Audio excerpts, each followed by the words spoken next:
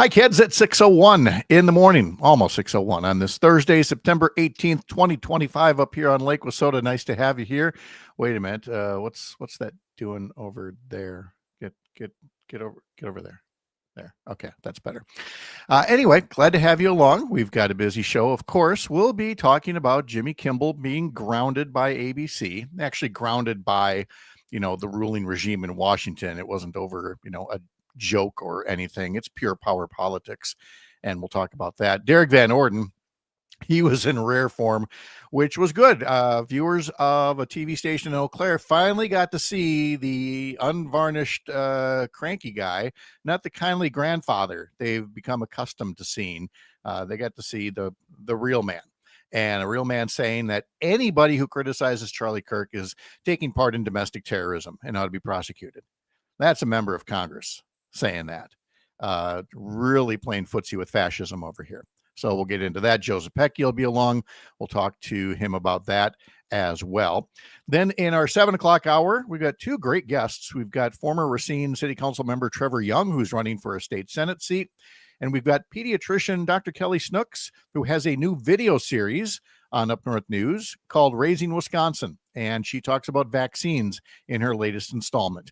We'll have Sean O'Malley talking about the Federal Reserve lowering interest rates because the economy is still on the precipice of stagflation. We'll talk to Chad Holmes about stories that he's following in the Wausau area and Brittany Merlot's forecast. All that and more coming up starting at 6:06 across the Civic Media Radio Network and right here. We'll see you soon. How to care for each other. It was a long night. Alders didn't vote until after 1 a.m, and the vote was tight. Ultimately, the measure failed by just one vote, and now Dairy Drive will be closing September 30th. And you can expect some major traffic in the Oregon and Brooklyn area tonight. About 13,000 people are expected to go see Luke Bryan at Klondike Farms in Brooklyn tonight. The show starts at 6 o'clock. The sheriff's office says if you're going, build in some extra time. If you're not going to the show, but you need to be in that area, they say you'll probably want to find a detour. The sheriff's office and other law enforcement agencies will be there directing traffic. I'm Savannah Tomei Olson. This is 92.7 WMDX News. The Brewers over the Angels. Hi, I'm Mike Clemens with sports. Baseball, the Brewers with a 9-2 win over the Angels. Pitcher Brandon Woodruff, with his 10th win of the season, has the freedom to decide when he's ready to play. Why? Manager Pat Murphy. Yeah, I trust him. I trust him emphatically. What this guy has been through on the mound and the way he operates, he knows what he's doing. It's underrated for this team this year, what he's done. What's our record since Woody started with us? That's something else. And I'll tell you, the pitching coaches have done a great job with him. NFL, the Packers in Cleveland on Sunday. I asked Packers quarterback Jordan Love why the Browns' Myles Garrett is so highly regarded. He's one of those guys that can wreck a game for an offense. So definitely always got to know where he's at. After Myles, what stands out on how the Browns defense performed against the Bengals and the Ravens? Man, I think they're just a really sound defense. I think watching film, they don't do a whole lot of crazy coverages. They're pretty set in what they want to run. One of those defenses where it's like, hey, we're going to run this. You guys got to come out and find ways to stop it. That's Jordan Love with Sports on Mike Clemens. You're listening to 92.7 WMDX, Madison's home for the Maggie Dawn Show, Monday through Friday from 4 to 6 p.m. I'm meteorologist Rodney Price. Partly cloudy skies for the overnight and some patchy fog will form. Light winds and will be near 60 at sunrise. Thursday, skies will turn mostly sunny. Highs in the mid-80s. Could see a few showers around the area Thursday night.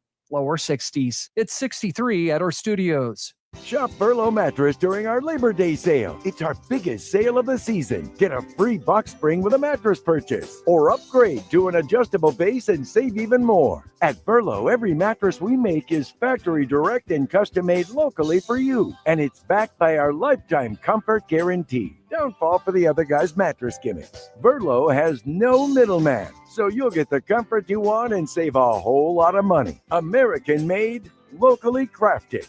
Furlough. Not completing high school is more of a social thing than it was an academic thing. Even though all these years have passed, I still had that longing to have my diploma.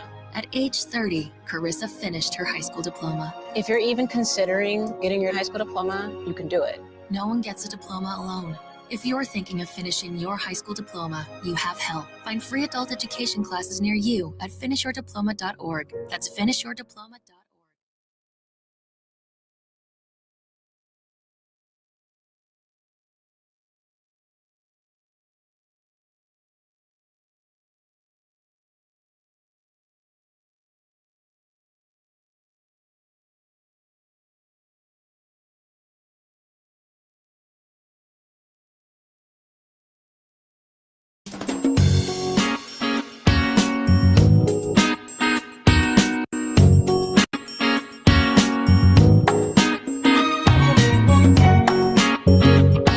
Live across Wisconsin on Civic Media, you're listening to Mornings with Pat Kreitlow, powered by Up North News.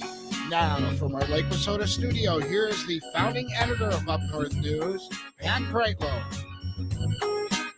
Well, hey there, Wisconsin. Good morning. It is 6:06 on a Thursday morning, September 18th, 2025. It's another beautiful morning to welcome you here, having you here up north, live from Lake Wissota, from wherever you're spending your mornings listening across the Civic Media Radio Network or by podcast, social media. I appreciate you getting your day going right here. And I've got a question for you.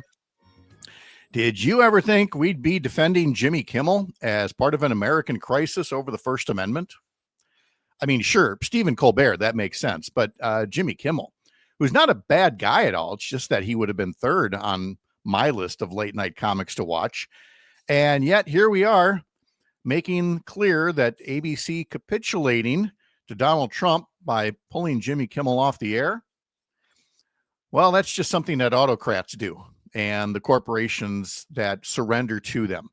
And again, we have seen this in other countries where media outlets aren't necessarily part of the ruling regime, but they are so afraid of it that they will do whatever it wants, which may as well be state-run media. And again, this isn't about a joke that Jimmy Kimmel told. If you're not familiar with it, Jimmy Kimmel did say something about the person who shot and murdered Charlie Kirk last week. And made clear that the entire Trump MAGA movement was racing to conclusions about the shooter. And Jimmy Kimmel pointed that out. And the hue and cry that followed is the same hue and cry that has followed over every criticism or every factual post that's been made about Charlie Kirk. It's been weaponized by the far right. People have been fired. Shows have been canceled. Groups and cities are threatened with being defunded. That's not democracy. That's autocracy. We currently don't have an ironclad First Amendment in this country. Now, Jimmy Kimmel, that was not a First Amendment case. All right. The First Amendment protects you from government infringing on your rights. You can still face consequences for what you're going to say, but you would be less likely to face those consequences if it didn't feel like the government was going to work to infringe on your First Amendment freedoms. The kind of thing, Derrick Van Orden is doing right now. Derrick Van Orden had quite the interview with an Eau Claire TV station yesterday, and we're going to play some of that back in just a little bit. So having set that up for you, let me tell you what else is coming up. We will be talking to political strategist Joe Zepecki about the dangerous political climate the far right has brought our nation to the precipice of. We've also been brought to the precipice of stagflation, and Sean O'Malley will give us the latest update on the Federal Reserve lowering interest rates, not so much because of the pressure from Donald Trump, but because Donald Trump has taken the best economy in the world and again brought us to the point where we have inflation and soft employment in the country. Probably the worst place you want to be if you're wanting to fix the American economy. And yet here we are. We also have a faction in this country that is decidedly anti-science, anti-vaccines of all things. We'll meet with pediatrician Dr. Kelly Snooks, who has a new video series, Raising Wisconsin, on Up North News social media sites. Her latest report explains what vaccines actually do inside your body. We will hear from Senator Tammy Baldwin who was part of a hearing yesterday with the now former director of the Centers for Disease Control about the political pressure brought on her to say things that were not backed up by science and facts. And when that wasn't the case, when she wasn't willing to do that, Robert Kennedy Jr. Told her, get out, that he needs toadies there running the CDC. And Senator Tammy Baldwin was part of the questioning in yesterday's hearing. We're going to visit as well in our 7 o'clock hour with a candidate for legislature, former Racine City Council member Trevor Jung, who recently announced that he's running for a state Senate seat that's been held by a Republican for most of the past 14 years. We'll have Sharita Booker telling us very shortly here about some weekend events you can hit around Wisconsin. Chad Holmes will talk to us about stories he's following for civic media in the Wausau area. Now, if you can't stick around for the full show, have we got a deal for you? Take us along on the Civic Media app. You can play it off your phone. You can play it through Bluetooth on a wireless speaker. You can play it through Bluetooth in your car and have us wherever you're going. Also, get us on Spotify and have that show handy. You can listen on demand anytime you like at a Spotify, Apple, wherever you get your podcasts. Let's look at Brittany Merlot's state forecast for today. It is a simple one, cooler and getting wetter just in time for the weekend. For today, cloudy and spotty showers. Highs today, a big range, upper 60s up north to mid 80s down south, and then a light easterly breeze. For tonight, on and off rain and thunder. Lows tonight in the mid 50s up north, 60s south, and again, a light easterly breeze. Again, Sharita Booker will tell us about some fun events that you can hit this weekend as we come ever so close to the weekend. We're one day close. We're almost, Parker Olson, who produces the show, we're one day close. We're almost there. We're almost there. Has this week not just dragged along? Oh, it's about to get a lot longer for me because I have a lot of stuff to do today. See, no rest for the weary. Yeah. That's exactly where we are. But there's just no other. The only way through is forward, I guess is what I'm trying to say. We can, unless you're going to take a sick day or a vacation day, and you know what, those just aren't allowed with this. I got a to-do list so long. Exactly, that's the thing. It compounds. You can't. Yeah, I can't die because there's just all this stuff that's got to get done over here. Do this. You know, yeah. Who else? You know what? We can all. That means you're irreplaceable, Pat. I was going to say we can all be replaced. Let's stop kidding ourselves here. No, it reminds me of some advice that I've given some friends who, as we've been talking about retirement, it's time for the old age chatter part of it. And some people saying, "Oh, I could never retire. I have so much to do." And I'm like, no.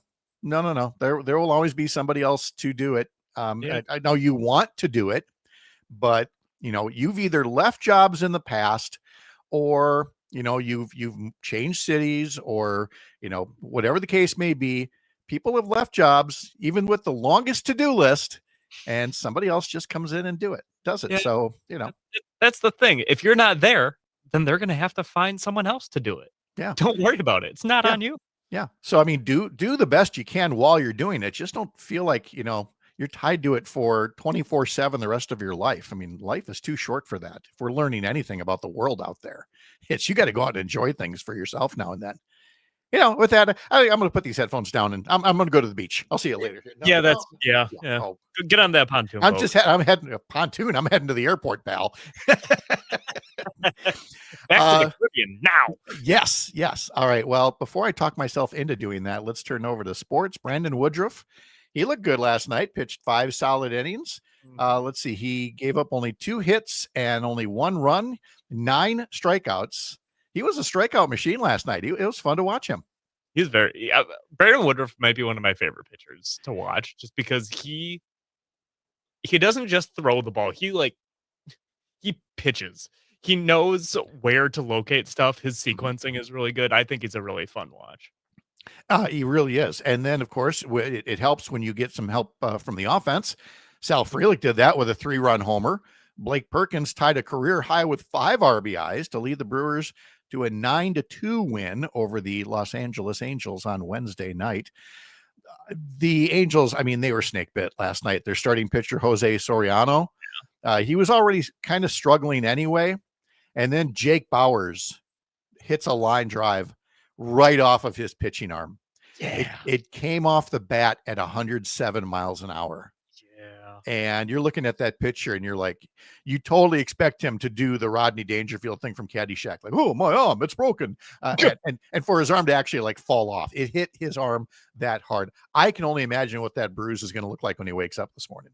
Oh gosh, yeah. I didn't realize I hit his arm. I thought I hit him like in the hip, which I think would hurt more. Well, yeah. Well, if it hit you, it could have hit you right on the point of the elbow, but thankfully, x-rays were negative, so nothing's broken, but he's going to be bruised for a little bit. So he had to come out of the game in the second inning. That made it tough for the Angels. It feels a little rare to me that you see a pitcher or any player really not try to argue their way back into a game. And he was like, glove off, hat off. Nope, I'm done. Go to the dugout. I'm out of here. See ya. I do see that more often now, where players know well enough, like, no, I'm not. Don't do the rub some dirt on it. This is serious, and they just go, nope, that's fine. So the series with the Angels will wrap up tonight. Again, it's 3 night games, and so Quinn Priester will start game 3. Coverage will begin at 6:05 on several Civic Media radio stations, and then after tonight's game, they head right to St. Louis. No day off. And it's not a day game today, giving them time to travel. They just head right to St. Louis tonight for a 3-game series that starts right away tomorrow. And then after those Friday, Saturday, Sunday games, they head right to San Diego for games on Monday, Tuesday, Wednesday. And then they finally come home for the final homestand of the season, I believe, if I'm not mistaken. And you can win tickets to that tomorrow, because tomorrow is, Parker, the final Free Ticket Friday. Wow, that's just like we rehearsed it. That's awesome. Yes, Free Ticket Friday. One more time tomorrow. Your chance to get some seats at American Family Field for free. You are not going to be able to do that pretty much for the rest of this season and the postseason. So somebody's going to get free tickets to an upcoming Brewers game as part of Free Ticket Friday. If you are new to this, go get the Civic Media app. Get that on your phone. And tomorrow we will give you a keyword here and then other keywords throughout the day on different shows. And then you use the text feature on the Civic Media app and text us the keyword, and you are part of a statewide entry. One lucky winner will be pulled to get tickets to a future Brewers game. But again, you can hear the Brewers on Civic Media coming up tonight. And then we've got the Packers, who are playing this coming Sunday at Cleveland at noon. And this is one of those games when it's early in the season, when it's fall and it might be beautiful out there, where, the TV ratings could be way up there. Or if it's a gorgeous fall weekend, nothing for the TV people, because they're all listening on the radio. And we've got pregame coverage starting at 10 a.m. Sunday on stations in Richland Center, Park Falls, Racine, and Watoma. So head over to Civic Media to learn more. And of course, you got the Badger football team. They open the Big Ten part of their schedule on Saturday, hosting Maryland, 11 a.m. kickoff, 9 a.m. pregame on several stations of the Civic Media radio network. Oh, I'm worried. What was that? I'm worried. Oh, you're worried about the Badgers? Yeah. Well, look, they won the first 2 games of the season, and you've made the bold prediction that they're going to win 3. So all they got to do is win against Maryland this weekend, and then they can coast the rest of the way through, right? Yeah. Doesn't it work like that? Maybe not exactly like that.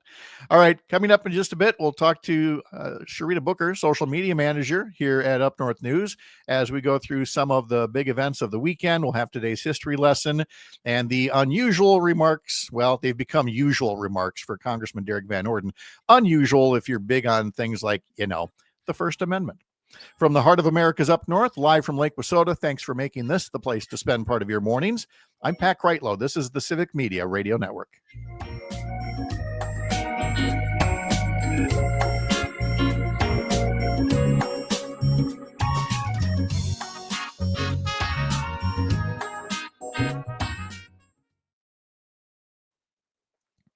Sorry, I was really waffling on whether to go with the Derrick Van Orden audio in this segment or not. It's like, that was maybe too much of a hard pivot, because I already said the serious stuff up at the top. So we'll do that. We'll do that maybe at 6:52, along with the Tammy Baldwin one. that might be just a very newsy segment because we've got interviews at 7:07 or 7:06 and 7:30. We'll do Tammy Baldwin for sure. And then maybe Derek. And if we don't get Derek there, then we'll do Derek at 7:20. I had to right away go, did I do all this with my microphone on mute? No, here I am. All right, so right into the Sharita tape for this one.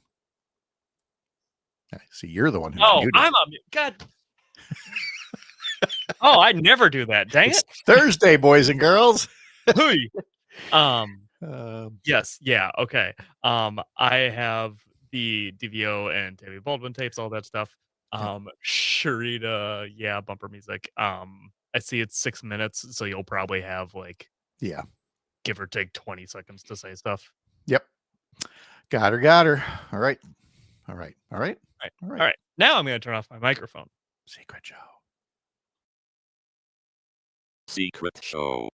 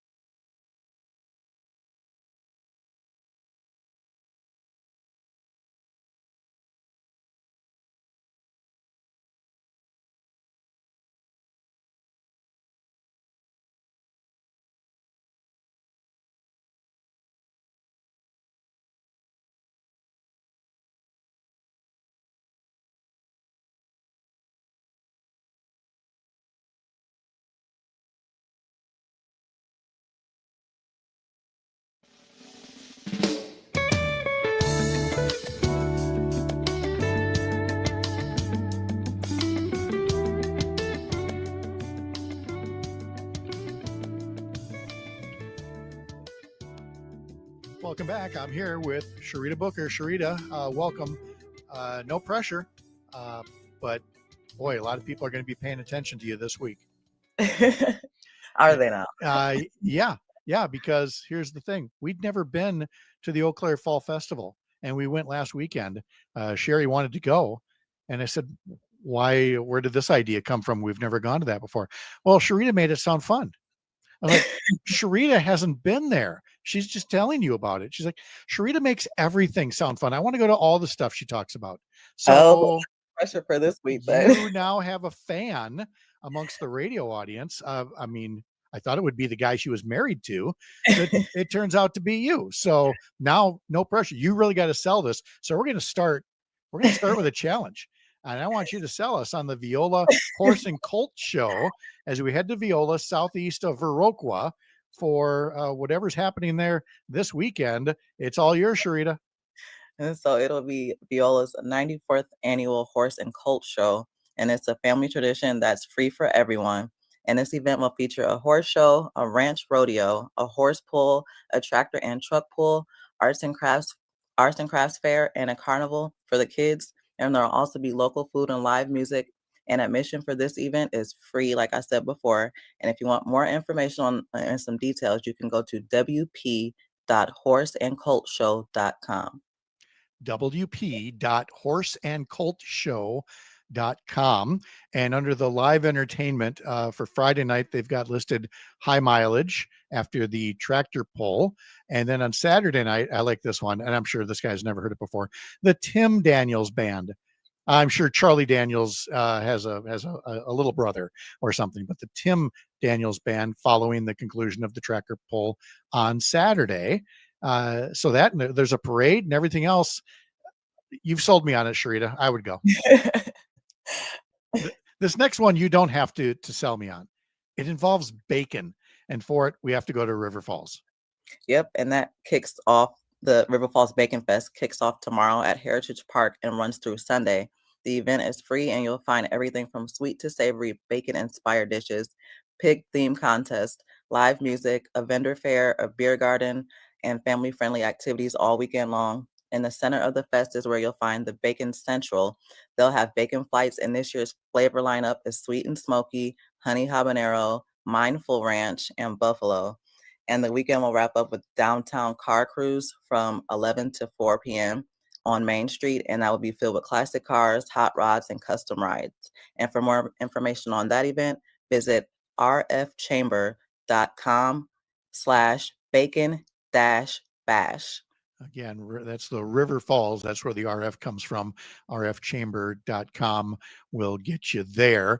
And I'm sorry, a bacon flight.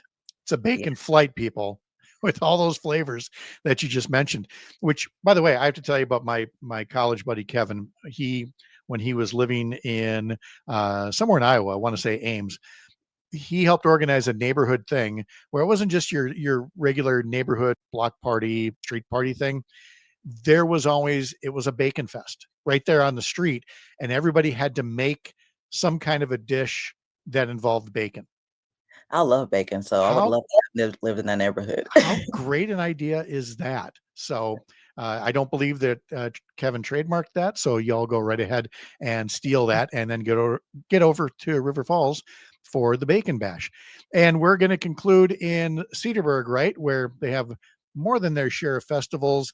And I think the Wine and Harvest one might be the granddaddy of them. Yep, and that one's coming up this Saturday and Sunday, and it's located in its historic downtown Cedarburg. There'll be plenty of award-winning wine from Cedar Creek Winery, and the festival include food stands and food trucks, and you can shop at the marketplace filled with locally produced items like honey, cookies, candles, soaps, and more. There will also be a family fall fest located at Cedar Creek Park that includes a live mermaid, a bubble artist, a bounce house, face painting, and bumper boats. There will also be a giant pumpkin charity regatta that will take place on Sunday, where racers paddle 700-pound pumpkins across Cedar Creek to raise money for local charities. And the annual grape stomp competition, where teams of 4 race against the clock to stomp as many grapes as they can, will be taking place both Saturday and Sunday at 1 and 3 p.m. The festival is free to attend, and for more information, visit cedarburgfestivals.org. cedarburgfestivals.org. The paddling in giant pumpkins has me a little concerned, but I'm sure they haven't lost anybody yet to that. And of course, all of that is on top of a whole bunch of Oktoberfest celebrations. Of course, there's Oktoberfest here in Chippewa Falls Friday and Saturday. Waukesha, Manitowoc, Burlington, Stevens Point, Three Lakes all have Oktoberfest. And as we mentioned before, in Elkhart Lake, they have Elktoberfest. Very nice. I really like what they did there. There's the Waukesha Apple Harvest Festival, the Brentwood Chili Cook-Off, Bonduel Founders Day, Fallarama in Wapaka, the Downtown Beloit Fall Festival, and Parker and I agreed this is our favorite one for this weekend, the Atomic Voodoo Rockabilly Meltdown in Edgerton on Saturday. That's interesting. That's a mouthful right there. Travelwisconsin.com will get you to all these things, especially the ones that Sharita Booker highlights for us every week at this time. Sharita, thank you as always. Have a great weekend. You too, Pat. All right. So getting back, Parker, to Oktoberfest, I know we can't get you up here. Have you polka danced at all? You ever do a polka or waltz? I do not believe I have. No. Okay. All right. Well, you could get your opportunity at any of these polka Oktoberfest things. The one in Chippewa Falls here that kicks off tomorrow. The bands there include the Rhythm Playboys, North of Dixie, the Mississippi Valley Dutchmen, Gary's Ridgeland Dutchmen, which I'm sure they're at every Oktoberfest, everywhere. The Hayes Boys Orchestra and the Bear Creek Band, all playing in Friday at the Northern Wisconsin State Fairgrounds. Then on Saturday, the Mike Schneider Band, Homegrown Tomatoes, the Copper Box Band, Six Figure Sunrise, Polka Riati, and the Charlie Justman Band. All that coming up. Head over to Chippewa Falls Oktoberfest on the Northern Wisconsin State Fairgrounds. Today's history lesson is on the way, including some premieres. WKRP, for example. What year did that premiere on CBS? The answer coming up next. You're Up North.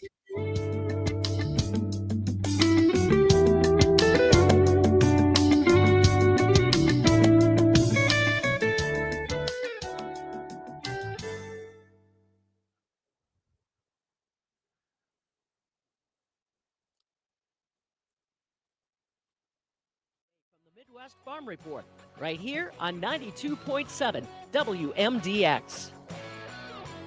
We don't talk about them a lot in Wisconsin, but if you've got sheep, a couple health-related issues you might want to watch out for. I'm PM Yankee, starting you off before the opening bell on a Thursday morning. Quick look at what's happening in agribusiness news. We'll find out what those health issues are with Todd Taylor from the Arlington sheep flock. That's up next. From sugar beet fields to dairy facilities, producers count on an operating line of credit from Ag Country Farm Credit Services to help make their operations more profitable. With multi-year commitment options, digital tools and remote deposit, and the ability to only borrow what you need when you need it, our operating line of credit makes financing your needs easier. Visit agcountry.com/line of credit or call 800-450-9858 to learn more. Terms apply. See website for details. Todd Taylor is the shepherd at the Arlington Ag Research Facility. He said this year there's a couple different things they're watching as far as their animals' health. One is the rising cases in what they call Cache Valley virus. It's something spread by mosquitoes, and there's no vaccine for it. The other is something called Humicus stomach worm. We'll want to consider if there's any abortive agents that they need to vaccinate for that time of year. But truly, most of your vaccination program is going to start either later in the fall as you're nearing lambing season in December through March. The biggest one, of course, is Clostridiums or Clostridium type CD and tetanus are the three that the sheep producers probably worry about the most.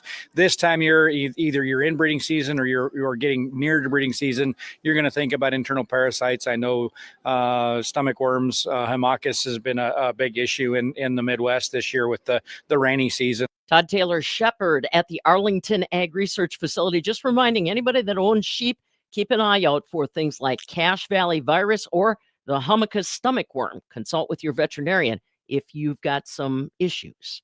Markets and overnight electronic trade this morning. Yeah, they've got issues. I've got numbers next. For far too long, seed discount offers have been too complicated. But today, the Seed Pros of Channel make our stand. No more confusion. No more long-winded radio ads. Just simple savings. 0% financing with early pay discounts. Today, we show up with an easier way to save on seed. Talk to your Channel Seed Pro to get all the details and see what you could be saving. Channel. All in. All season. Barrel cheese on Wednesday went up 2 3/4 cents to $1.64. 40-pound block cheese was up 5 3/4 cents, $1.68.5. While double A butter gained 4 cents, $1.81 a pound this morning. October's Class 3 milk that goes into cheese is up 20 cents, $17.56. December corn's down a penny, $4.26. November soybeans down 4, $10.40. July new crop wheat up a penny at $5.67. There's your market update. I'm Pam Yankee. Farm news that impacts you and your community from the Midwest Farm Report throughout your day on 92.7 WMDX.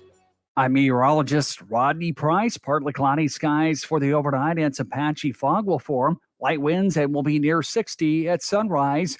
Thursday, skies will turn mostly sunny. Highs in the mid-80s. Could see a few showers around the area Thursday night. Lower 60s. It's 63 at our studios.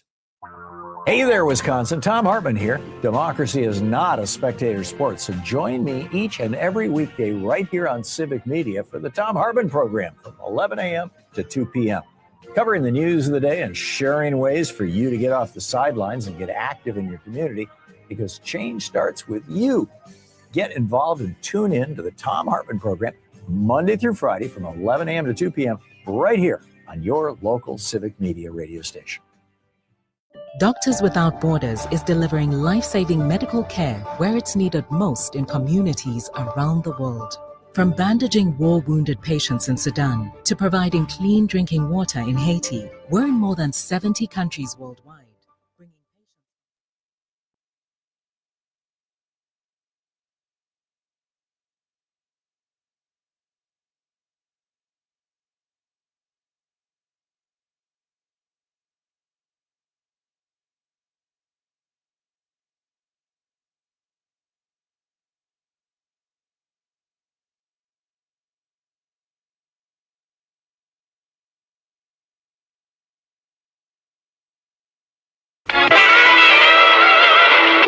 But the senator, while insisting he was not intoxicated, could not explain his nudity.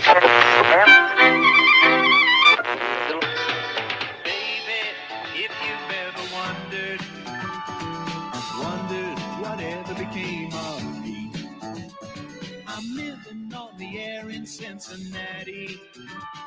Cincinnati, WKRP. Well, the answer to today's history trivia question is 1978. It was on September 18th, 1978, that WKRP in Cincinnati, a little TV series about a radio station switching formats from easy listening to rock, made its debut on CBS. Hilarity ensues.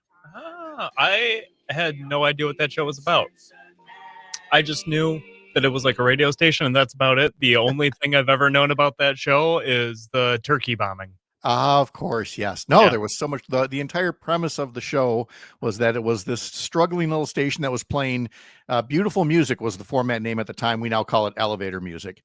And that's, where it was supposed to be. And this new program director comes in to shake things up, lets them play rock and roll to try to get up in the ratings. And then there's all kinds of hijinks. I see. Elevator Cap Times Idea Fest, they had excellent elevator music. Did they now? I got a Zommers, Dom and I can all attest. It was fantastic. All right. Well, we got to find that out. Roger puts on Facebook, the first song that Dr. Johnny Fever played on WKRP was Queen of the Forest by Ted Nugent. And it's a great scene where, Johnny is told that he can now start spinning rock and roll records. And so he takes the needle on the classical music record and just scratches it right across there, breaks the record in half, puts on the Ted Nugent record and lets it go. It's just it is one of the better show beginnings to a series. If you ever want to establish the premise for something, that's where you go. So WKRP. Okay. Yep. Way to establish rock.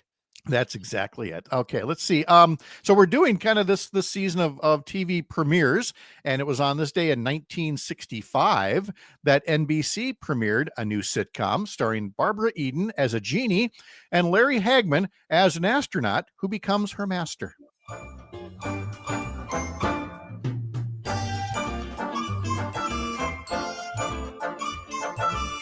The I Dream of Jeannie. Again, that premiered 60 years ago today. Let's see. I had another one here. Yeah, The Addams Family premiered on this day in 1964 on CBS. Speaking of CBS, before TV, it started as a radio network, and the radio network began on this day in 1927, heard on 18 stations originally, and then, of course, spreading across the country. The New York Times first published on this day in 1851. It was first called the New York Daily Times and then later changed its name to simply the New York Times. So back to I Dream of Jeannie, since we heard the theme there just now. Larry Hagman played an astronaut who I would assume was in the Air Force, since many of them were. And it's worth noting that the Air Force has a birthday today. On this day in 1947, the National Security Act takes effect. It was a post-war reorganization of the U.S. military that marked the beginning of the U.S. Air Force, the Central Intelligence Agency, the National Security Council, and the U.S. Department of Defense, which is still its official name, despite whatever branding a warmongering president would want it to be. It is still the Defense Department. The number one song this week in 1961 was written by Carole King and Jerry Goffin and sung by Bobby V. My baby, please don't ever make her blue. Just tell her that you love her. Again, that was 1961 that this was the number one song. Happy birthday to Frankie Avalon, who had a lot of hits back in that era. He is 85 years old today. It's a bit of a melancholy day for Cubs fans. Ryne Sandberg, who passed away in late July, he would have been 66 years old today. On a somewhat related note, the Ken Burns documentary miniseries Baseball premiered on PBS on this day in 1994 and would go on to win the Emmy for Outstanding Informational Series. Did you ever watch the Ken Burns baseball series? No, I haven't. I'm interested. It is. MLB Network runs it all the time in the off season. Oh, and obviously because it's historical, it's about baseball. It still, stands the test of time. Obviously, you can watch it today and be just as impressed as 31 years ago when it came out. Highly recommend it. So it's like original, like old baseball, or like it is what's the going on in the 70s? Yes, no, it is the history of the beginnings of baseball. All the way through, say the 70s or 80s. I forget where he stopped, But yeah, a very, very outstanding series. On this day in 1987 was the release of the thriller Fatal Attraction, starring Michael Douglas and Glenn Close. Pet rabbits everywhere still shudder whenever that film gets mentioned. And I don't know that I can really spoil it for you, Parker, if you're not familiar with what I'm talking about. Okay, then. People who have seen Fatal Attraction, and I mentioned bunny rabbits, they know exactly what happens to your pet rabbit when daddy has an affair. Anyway, happy birthday to I'm just going to leave you hanging there. You got to watch it. Joanne Catherall is 63 years old today. You don't know her name, but you know the group, the Human League. Don't you want me? Oh, I was working as a waitress in a cocktail bar. That much is true. That would be Joanne Catherall, 63 today, formerly worked as a waitress in a cocktail bar, but now is living her life on her own, either with or without you. Aisha Tyler is 55 years old today. Jason Sudeikis is 50 today. The person that you may know from Saturday Night Live, or if you were fortunate enough to watch the show, Ted Lasso.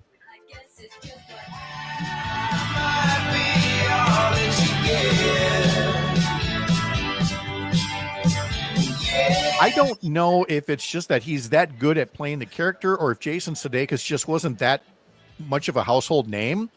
But I sometimes have to catch myself and go, now, wait a minute, who's the actor that played Ted Lasso? Yeah. I'm like, oh, yeah, it's Jason Sudeikis from Saturday Night Live. But I mean, he just so immerses himself into that character, you know? Every clip I have ever seen of Ted Lasso has made me go, this is genuinely a guy who has zero idea what he's doing. Yes. And it's so fun. Great premise for the series here. On this day in 1938, the Chicago Bears beat the Green Bay Packers 2-0. At that point in 1938, it was the 5th time an NFL game had ended 2-0, but it hasn't happened since. Really? Yeah.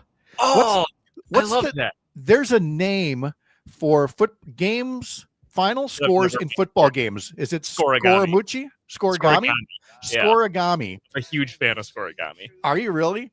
Oh, Tracks all the different ways that a football game could end, and every so often a score combination comes up, and a football game has never ended in that score before. I can't remember which team it is. I want to say it's North Texas, the college football team. In their media guide on game day, they have a chart of Scorigami for their program. Yes. I like it. I'm a nerd for that stuff. I'm looking at the chart right now, and I'm trying to look for one that you wouldn't expect. Here's one, 32 to I can't see the others. 32-15. Okay. So no football game has ever ended 32-15. And so when it does, people make a big deal about it, like Scorigami. It's never happened. Man, we get excited about the little things, don't we? All right. Let's get back to the music history, back to 2010, when Katy Perry had the #1 hit.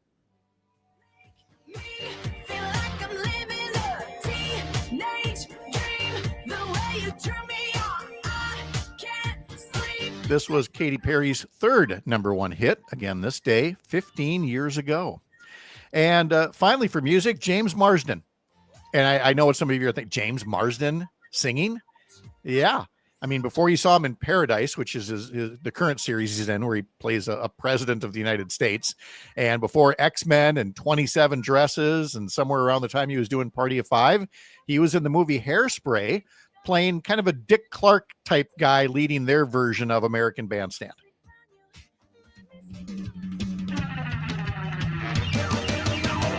Hey there, teenage Baltimore! Don't change that channel, because it's time for the Corny Collins Show. Brought to you by Ultra Clutch Hairspray. Oh, every afternoon when the clock strikes 4. So there you go, James Marsden. He can sing. Yeah, that's actually good. That's from Hairspray. And Hairspray is a delightful movie. I'd never seen the play, but a really nice movie. I've never seen it. I Queen should. Latifah is in it. Zac Efron. Just a really, really nice little weekend escape movie if you see it come up on TV. On the National Day calendar, this is International Equal Pay Day. This is Locate an Old Friend Day. Although I would remind you what I just said about Fatal Attraction. So be careful which old friends you look up. Okay. This is also National Cheeseburger Day. And as a result, McDonald's has 50-cent cheeseburgers. Oh, but there's a catch. You got to order them through the app. Ah, And I like a lot of apps. I use a ton of apps. Yeah. I have just had the worst luck with the McDonald's app over the years, where Oh, an really? order gets lost, or you think you have to put it in a second time, and then there's 2 orders waiting there for you. And I'm not a dumb guy, you know. I can work an app. So we can clip that. I saw the 50-cent burgers. I'm like, hey, that's through the app. No, that's okay. I'll pay full price. Thank you. There are also National Cheeseburger Day specials at Burger King, Dairy Queen, Applebee's, Red Robin, Sonic, and I'm sure more. All right, 6:46 the time right now. In entertainment news, Park. Let me get my Harvey Levin oversized mug here. What do you got? What do you want to pitch us on today? What's today's big entertainment story? Oh God, do you want to hear about Kanye West? Because do I want to? Yeah, I'm not entirely sure that we want to, but you know what? He's in the news right now because he has a documentary coming out tomorrow. Okay. Apparently, it is awful, as you may expect. Okay. One of the quotes reviewing it was, "It's like watching a car wreck in slow motion for 2 hours." Ooh. So, okay. as you may expect for a Kanye West. Anything. So I'm guessing. I mean, did he take part in it?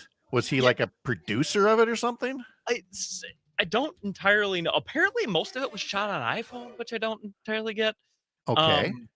But yeah, there's like it captures everything from like the last couple of years, everything from like his very not good politics to his apparent presidential run and just weird encounters with other celebrities. It seems like a weird thing that I don't think I want to spend my time on.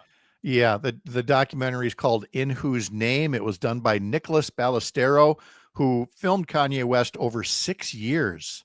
Yeah, I mean, like 3,000 hours. Shouldn't we give him like a prize for that? Just for following Kanye around? I mean, because again, look, I know there's a song or two I like. I know that I watch TMZ enough to know that he is something. He's really something. And I can take that in small doses, but through 6 years of following him for a documentary, where are we going to see this thing? Is it? Oh, it's in theaters. It says here. Oh, I didn't even actually look at that part because, frankly, I was so out on it that I didn't want to look. Yeah. Well, I mean, I don't know. I think it ends either right at or certainly just before last year when he released a song Kanye did called Heil Hitler. So again, it's a complex man, and I'll bet it's a complex documentary. And if you want to pay to see it in theaters, be my guest. There's an opportunity there for you. Yeah. So there you go. Thanks for pitching today's entertainment story of the day. We will be talking to a candidate for state senate from the Racine area in our next hour, along with pediatrician Dr. Kelly Snooks about vaccines. I'm Pat Kreitlow. This is the Civic Media Radio Network. Nicest kitten. Kitten Town. Woo! Woo! Nicely done. Woo!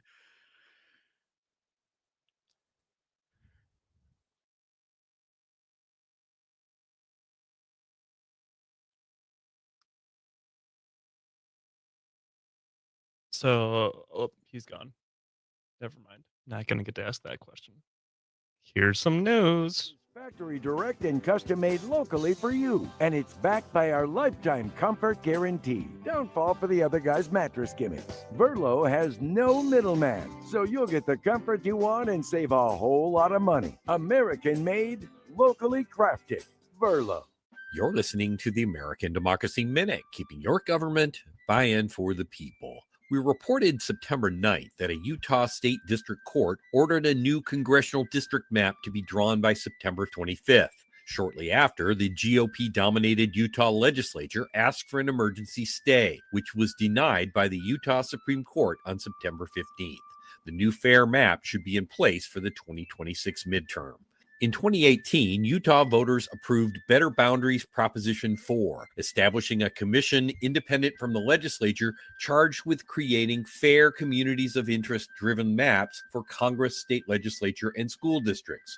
Fair maps were drawn, but the legislature passed SB 200 to neutralize the commission, and the legislature drew new gerrymandered maps, actions later ruled unconstitutional.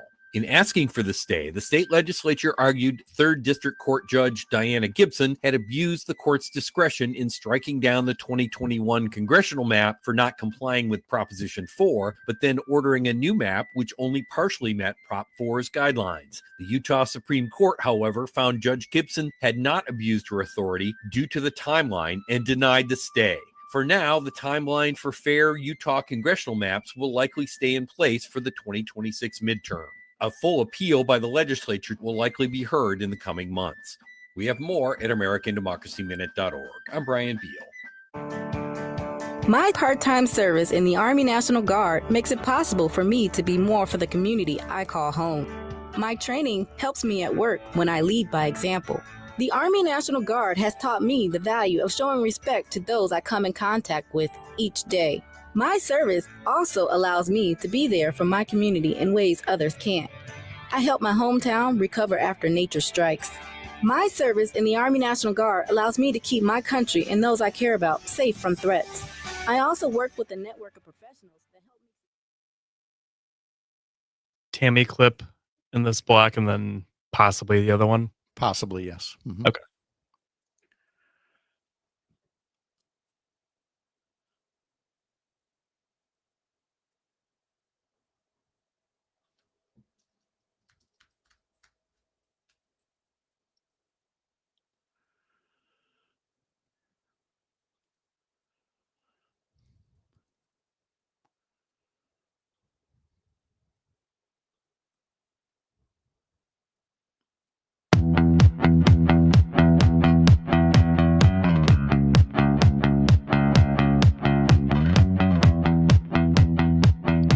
Welcome back. Remember, you can sign up for our unabashedly Wisconsin news at upnorthnewswi.com. Click subscribe in the banner up at the top of the homepage. We have a weekday version and a Sunday version as well. The Sunday version includes our question of the week, and this week's question laid out 4 of the better-known conspiracy theories that Senator Ron Johnson likes to spread. Which of them would you like to hear him stop talking about forever? And the fact that there was not an all of the above response did not sit well with a lot of people. And of course, one of them is the tremendous and gross disservice he's done to the American public during the pandemic and the conspiracies that he has been spreading.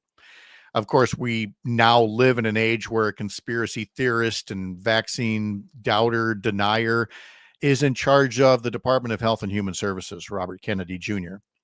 And that was the focus of a hearing yesterday when senators heard from Susan Menarez, a Wisconsin native who had been head of the Centers for Disease Control and Prevention, the CDC, for barely a month before she was out after refusing to go along with Robert Kennedy Jr.'s demands that she embrace conclusions and talking points that did not have science and data to back them up.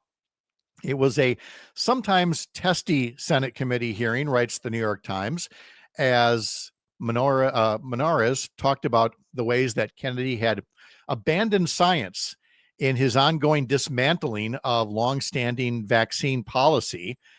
Republicans, meanwhile, continued to claim that the CDC is what made the problem worse, because in those early months of the pandemic, when there was a lot of uncertainty out there, and it was noted at the time there was a lot of uncertainty out there, but apparently that lack of instant certainty helped to undermine public confidence in the CDC, though one could argue there were plenty of politicians who fueled that as well. Wisconsin Senator Tammy Baldwin was part of the panel and talked to Susan Menarez and also to Dr. Deborah Howery, the CDC's former chief medical officer, who quit in solidarity when Menarez was let go. And here is Senator Tammy Baldwin talking to Susan Menarez and then to Dr. Linda Horry. Despite his proclamations of radical transparency, Secretary Kennedy has consistently failed to provide information to Congress as he continues to undermine public health from his role in the Trump administration.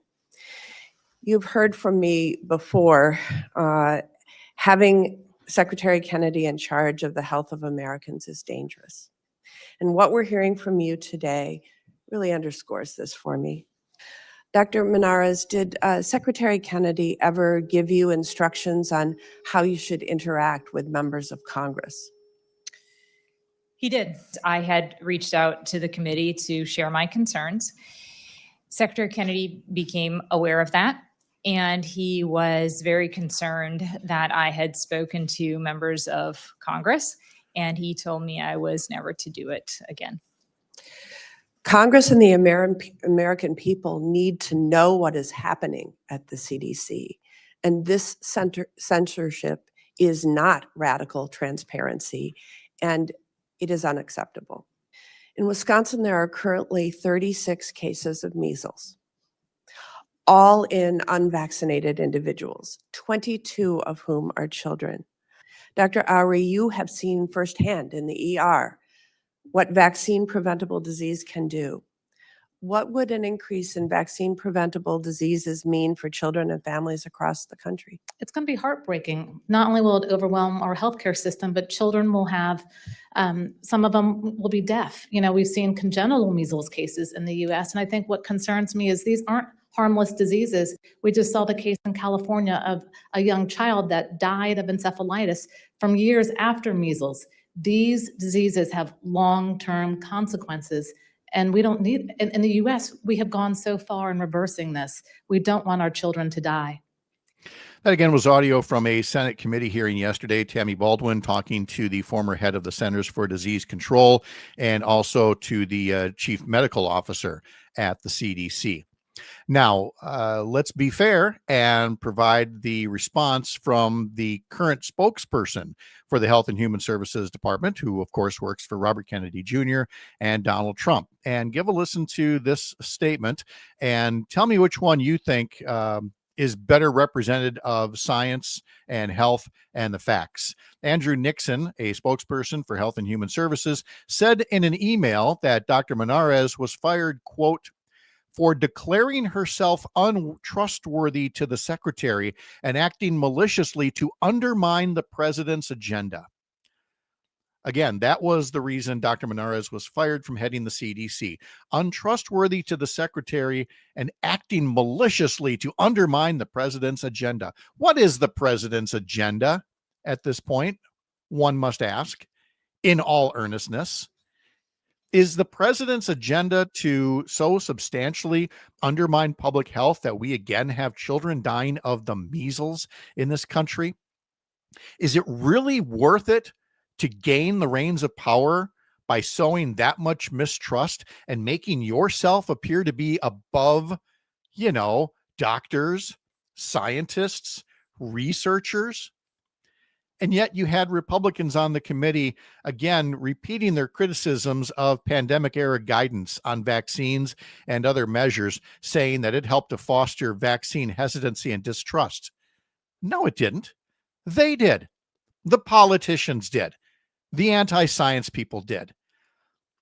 There's a chasm between Americans right now, not based on party necessarily, not based on ideology, not based on urban versus rural, but on those who, for some ungodly reason, were against basic safeguards to keep people alive in a pandemic, and the rest of us who will probably never forgive them for the extra misery and deaths that they caused playing politics with a pandemic. And it continues to this day. We will talk to Dr. Kelly Snooks about vaccines in our next hour. I'm Pat Kreitlow from Up North News. This is the Civic Media Radio Network.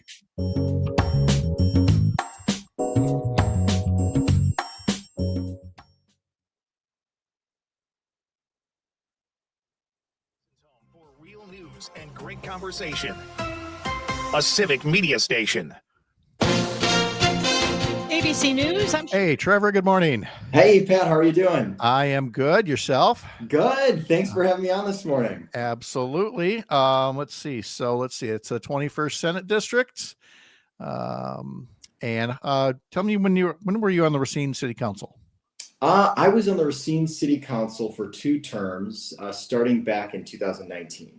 Okay, sounds good. Let me just fix a couple things here. I'm going to bring this up here while we're in this news break. There we go. Where are you? Are you at home? You got an office? No, well, I'm at home. All right. For more early morning ones. No, that's okay. In my dining room. But that gives me the opportunity to introduce Bo, who's of our puppy course. in the house. Perfect. Perfect. We love pets on interviews. Let's see. And this is Parker, our producer here, and over in the private chat part of the StreamYard window, he'll be putting time cues in there, counting us down to 7:20 because we have to hit the commercial right at 7:20. So I'll be wrapping you up about that point. We're in the break until 7:06. We will have our meteorologist on to talk weather for a little bit. So we'll get started somewhere in the 7:08, 7:09 area. Cool. So I'm going to tuck you in the waiting room till then so you can make some noise, and I'll talk to you in a little bit. Great. Thanks, Pat. We'll see you. Yep. It was supposed to be temporary, and the city has extended the contract twice since then. But now that federal grant money has run out. The Dairy Drive encampment was set to close September 30th. There was a last-ditch effort to keep it open until the spring, and that measure was considered at Tuesday's Common Council meeting. More than 70 people registered to speak in support of extending it, including some residents of Dairy Drive. My name is Stacy. Dairy Drive has provided me with a stable place to live. Even though it's not a 3-bedroom house, it's still my home, and it works for me. I'm able to have visitation with my son, where I can make him food, play basketball, and take him to the park. This place has shown my kid how to care for each other. It was a long night. Alders didn't vote until after 1 a.m, and the vote was tight. Ultimately, the measure failed by just 1 vote, and now Dairy Drive will be closing September 30th. And you can expect some major traffic in the Oregon and Brooklyn area tonight. About 13,000 people are expected to go see Luke Bryan at Klondike Farms in Brooklyn tonight. The show starts at 6 o'clock. The sheriff's office says if you're going, build in some extra time. If you're not going to the show, but you need to be in that area, they say you'll probably want to find a detour. The sheriff's office and other law enforcement agencies will be there directing traffic. I'm Savannah Tomei Olson. This is 92.7 WMDX News. The magic number is 6. Hi, I'm Mike Clemens with Sports Baseball. The Brewers one step closer to locking up the Central Division with a 9-2 win over the Angels at AmFam Field. They go for the sweep today. Blake Perkins with great play in center field. 5 runs batted in. Perkins on what it meant for him after the game. I mean, definitely like confidence boost, being able to come through for the guys. That's always big. I mean, all these guys support me every day. It's good to have some results go my way. College football, the Wisconsin Badgers and Maryland Terrapins this Saturday at 11 a.m. Camp Randall Stadium in Madison. The Packers, with their first road trip, face a tough Browns defense in Cleveland. Right tackle Zach Tom was out last week after suffering a bruised hip and thigh.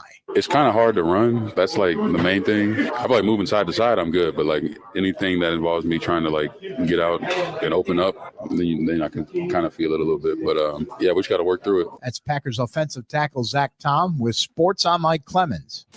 92.7 WMDX, Madison's real news and great conversation, and home to the Todd Allball Show, Monday through Friday from 2 to 4. I'm meteorologist Mace Michaels. Partly sunny, warm and muggy with a slight storm chance today and a high in the mid-80s. Better chance of storms tonight, low in the low 60s. More storms around Friday, high upper 70s. Rain chances continue into the weekend. Currently, it's 59 degrees. Oh, this is Robert Pilot of Native Roots Radio. On our show, we share stories from Turtle Island highlighting the people and issues shaping our communities. From protecting water to treaty rights and preserving languages and traditions, we cover it all. Hear voices like Arvina Martin of Verge, Wisconsin, Dr. Stately, Robert Lilligren, and more. Because Native issues are human issues, and human issues are Native issues. Native Roots Radio, weeknights at 8 on your local civic media radio station.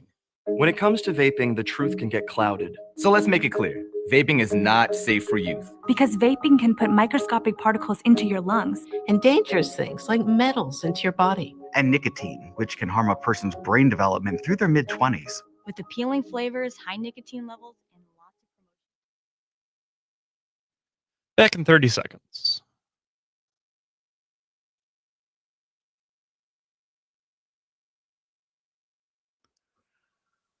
Good morning, Ms. Merlot. Good morning. How are ya?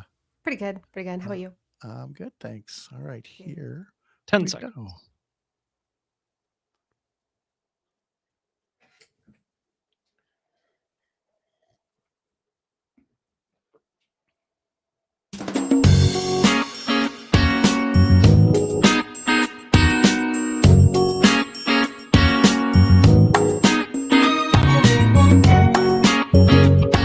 Live across Wisconsin on Civic Media, you're listening to Mornings with Pat Kreitlow, powered by Up North News. Now, from our Lake Wissota studio, here is the founding editor of Up North News, Pat Kreitlow.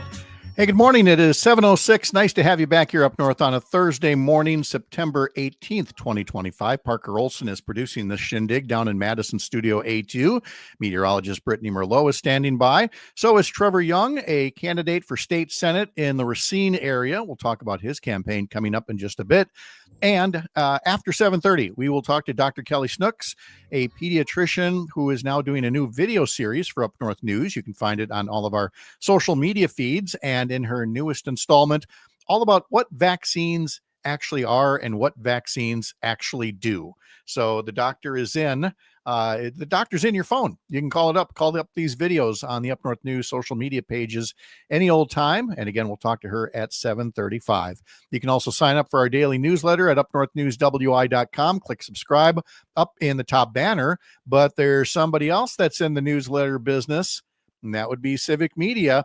They have a new daily newsletter filled with links to show highlights and more. And theirs is on Substack. So if you go to Substack, I'm sure you can search for Civic Media Today, or just put in this address, civicmediatoday.substack.com, and get signed up for their newsletter as well. Let's bring in meteorologist Brittany Merlot now to talk about a somewhat rainy morning, depending on where you are. Brittany, looking at the radar here, it's like all these little splotches around Shawano-Tigerton, around Crandon, around Phillips, somewhere down there near Prairie du Chien. So, I mean, it's not certain at all whether you're going to get rain or not at this point this morning, right? No, it's really not. I got to be transparent with you. This weekend and the rain and who's going to get it and how much is kind of up on the air at the moment because we've got just a really big complex system moving through. So it's really hard to forecast. So what we're looking at this morning is it's about 60 degrees all throughout the state, low to mid upper 60s out there. Spotty showers mainly north this morning as a front is draped across, but that is going to be dropping south through the state today. And then we've also got a low pressure system itself inching closer and closer, expected to move in on Saturday and Sunday, potentially bringing some heavy rainfall to places.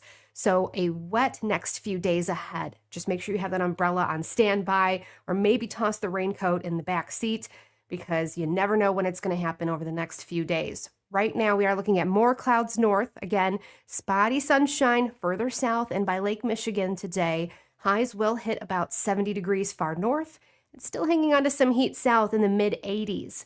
And we are looking at more storms sparking up this evening, probably after 5 o'clock or so. Those are going to be widely scattered and then become more numerous as we go through the overnight. I do think it's going to target more north and central in the state before it starts to move south later on into the weekend. So tomorrow it'll be mostly cloudy. It'll become breezy as well. Highs still hit 70 up north, 80 down south, and more showers and storms into the afternoon and night. And then it really ramps up, like I said, into the weekend. Highs will drop to about 65 north and stay at about 80 south for the weekend. So another way to put it is thoughts and prayers to Jeep owners everywhere who have to keep the top up, have to keep the doors on. I suppose for campers and everybody else too, but mostly for Jeep owners. Mostly for Jeep. I know. Brittany and I, we want to Legislate yourself out, guys. Yep, we want the open air driving. It's just going to have to wait. Things are a little too spotty. Thank you, Brittany. Appreciate You're it. welcome. All right. Hey, let's turn right into the 2026 campaign because it's been a busy week. We had two different candidates for governor announce. We had State Representative Francesca Hong here on the program yesterday. State Senator Kelda Roys announced her candidacy on Monday, and she will be here on our show next Monday morning to talk more about her run for governor. We had Corinne Hendrickson on yesterday, breaking the news officially that she's running for state senate over in Southwest Wisconsin. And now we have a state senate candidate in Southeast Wisconsin to introduce to you. His name is Trevor Jung. He is a former member of the Racine City Council and is running for the seat currently held by Republican Van Orden. Trevor Jung, how are you? Good morning. Pat, I feel good. It's an honor to be on your show. Thank you. Well, it's nice to have you here as well, running in the Racine area 21st Senate District.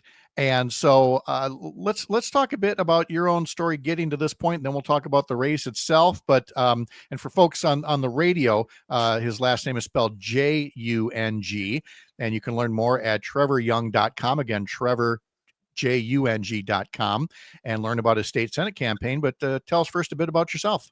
Sure. Well, I'll start at the beginning. So I was actually born halfway across the world, and I was adopted from an orphanage in Russia when I was 2. And so my dad, who's a 4th generation Racinian and small business owner, raised me and made a life in Racine. And as a product of the public schools in my neighborhood, I grew up with this real sense of gratitude. Wow, life could have been a whole lot different. My dad made a different choice. And so being so grateful for my family's love and also so grateful for my community, I grew up with a sense of wanting to give back. So went off to university to study urban studies and urban planning because I thought, what can I do for my hometown? These are local, issues that we can address. There's a lot of potential where I'm from. And so I came back after university and ran for city council. So served 2 terms on the city council, elected twice, and then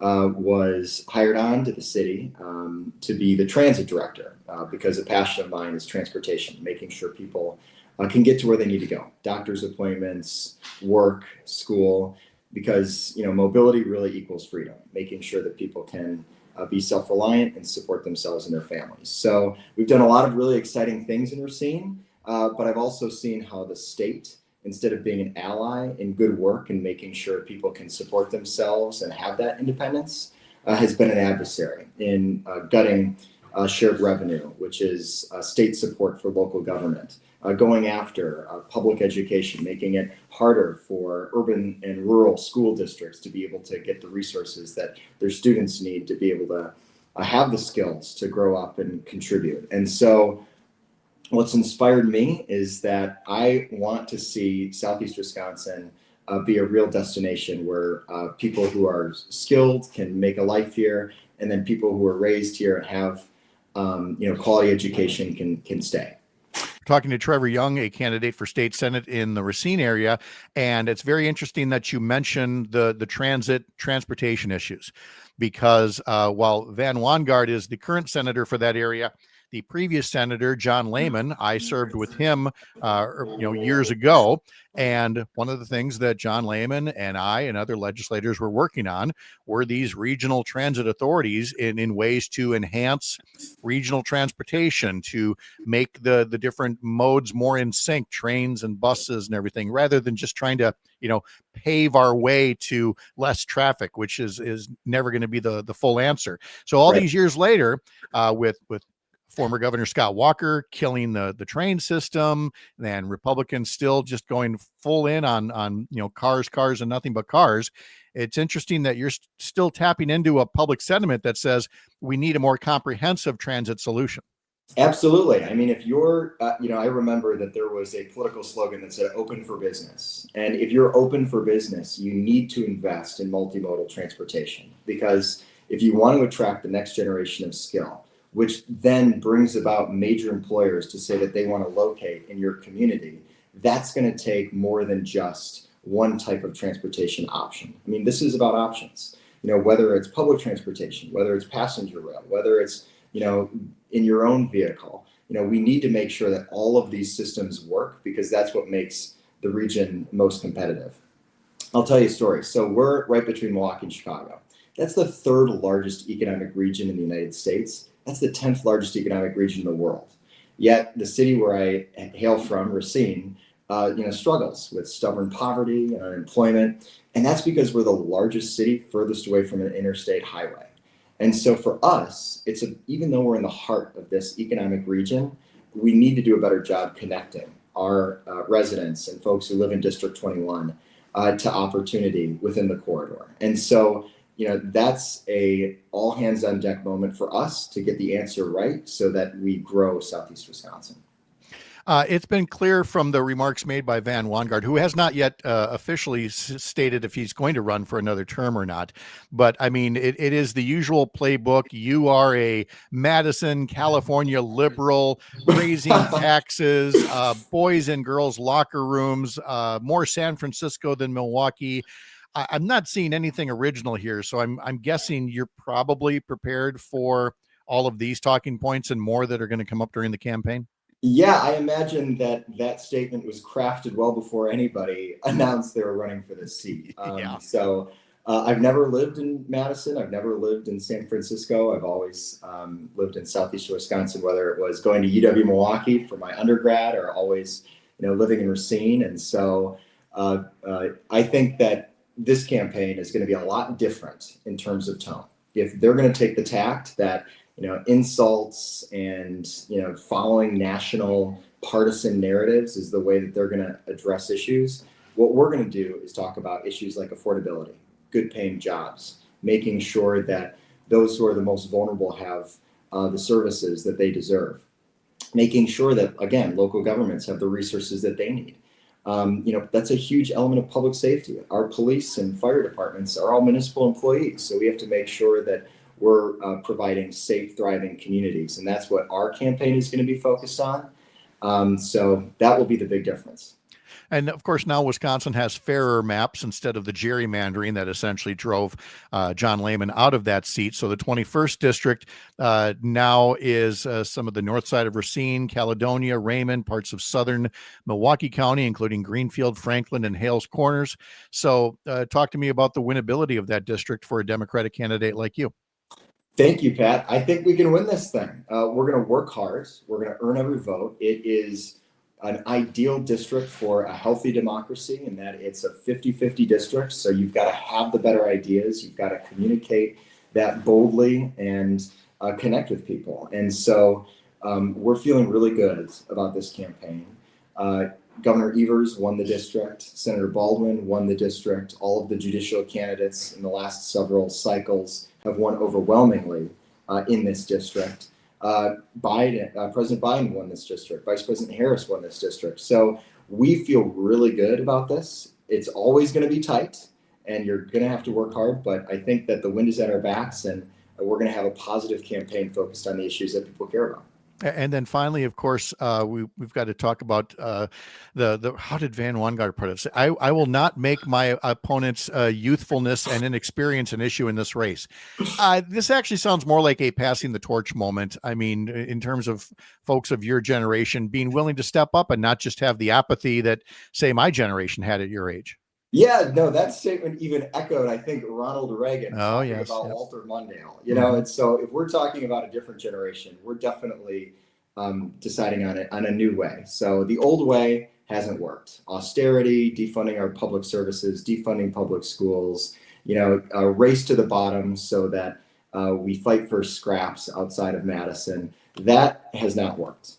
Wisconsin is the third most left, or the bottom third of states where people are leaving. And that's not right, because we have beautiful natural amenities and we've got great communities. And so a better vision means a winning campaign. That's right. All right. To learn more about Trevor Jung, TrevorJung.com, and over at Facebook, look for Trevor Jung for State Senate. Trevor, great to meet you. Safe travels. Thanks for stopping in and telling us a bit more about your campaign. Yeah, thank you, Pat. I appreciate it. All right. We appreciate you stepping up and running like that and for visiting with us today. Dr. Kelly Snooks is still coming up. I'm Pat Kreitlow. This is the Civic Media Radio Network.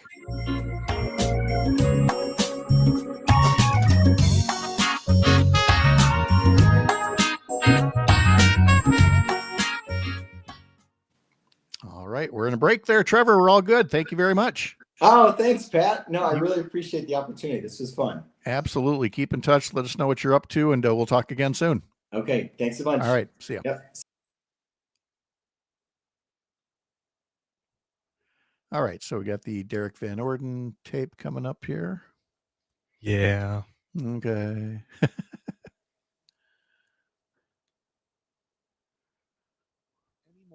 They help John and Gordy hear better, and they can help you too. Madison Hearing Aid Center. I'm still going for it, even with higher stroke risk from atrial fibrillation and a regular heartbeat not caused by a heart valve problem. Over a 3-year study, Eliquis apixaban tablets reduced stroke risk better than warfarin, and over 97% of Eliquis patients did not experience a stroke. Who are you looking for over there? Oh, I clicked the wrong link. Sorry, wrong number. Yeah, bye. Finally, there was a first one. I love it. See ya. Eliquis can cause serious and potentially fatal bleeding. I'm surprised it took till now, till happened. 5 months of doing these local cut-ins, and somebody finally went to the wrong studio. She did it yesterday too, but she did it again. Why is this happening? What is this? What are you I just doing love over you here? guys. I can't help it. I know. You one more time, and we're leaving you in here. All right. Good luck. Aspirin products, NSAIDs, SSRIs. John and Gordy are like, oh no, is she not coming? Increased bleeding risk. Tell your doctor about planned medical or dental procedures. Learn more at Eliquis.com or call 1-855-ELIQUIS. Is your computer so slow you can hardly use it? Does it have blue screens, malware, viruses, reboots, hardware crashes? Sound familiar?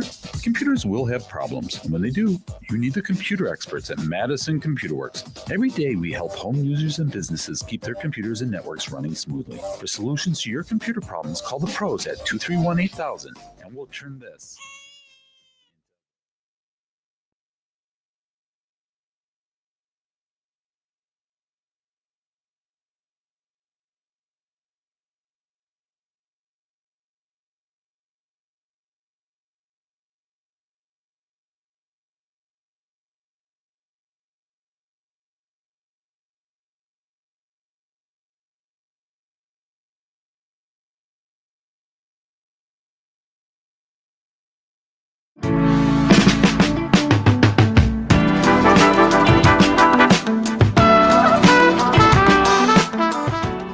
The Milwaukee Brewers were winners yesterday over the Los Angeles Angels. 9-2 was the final.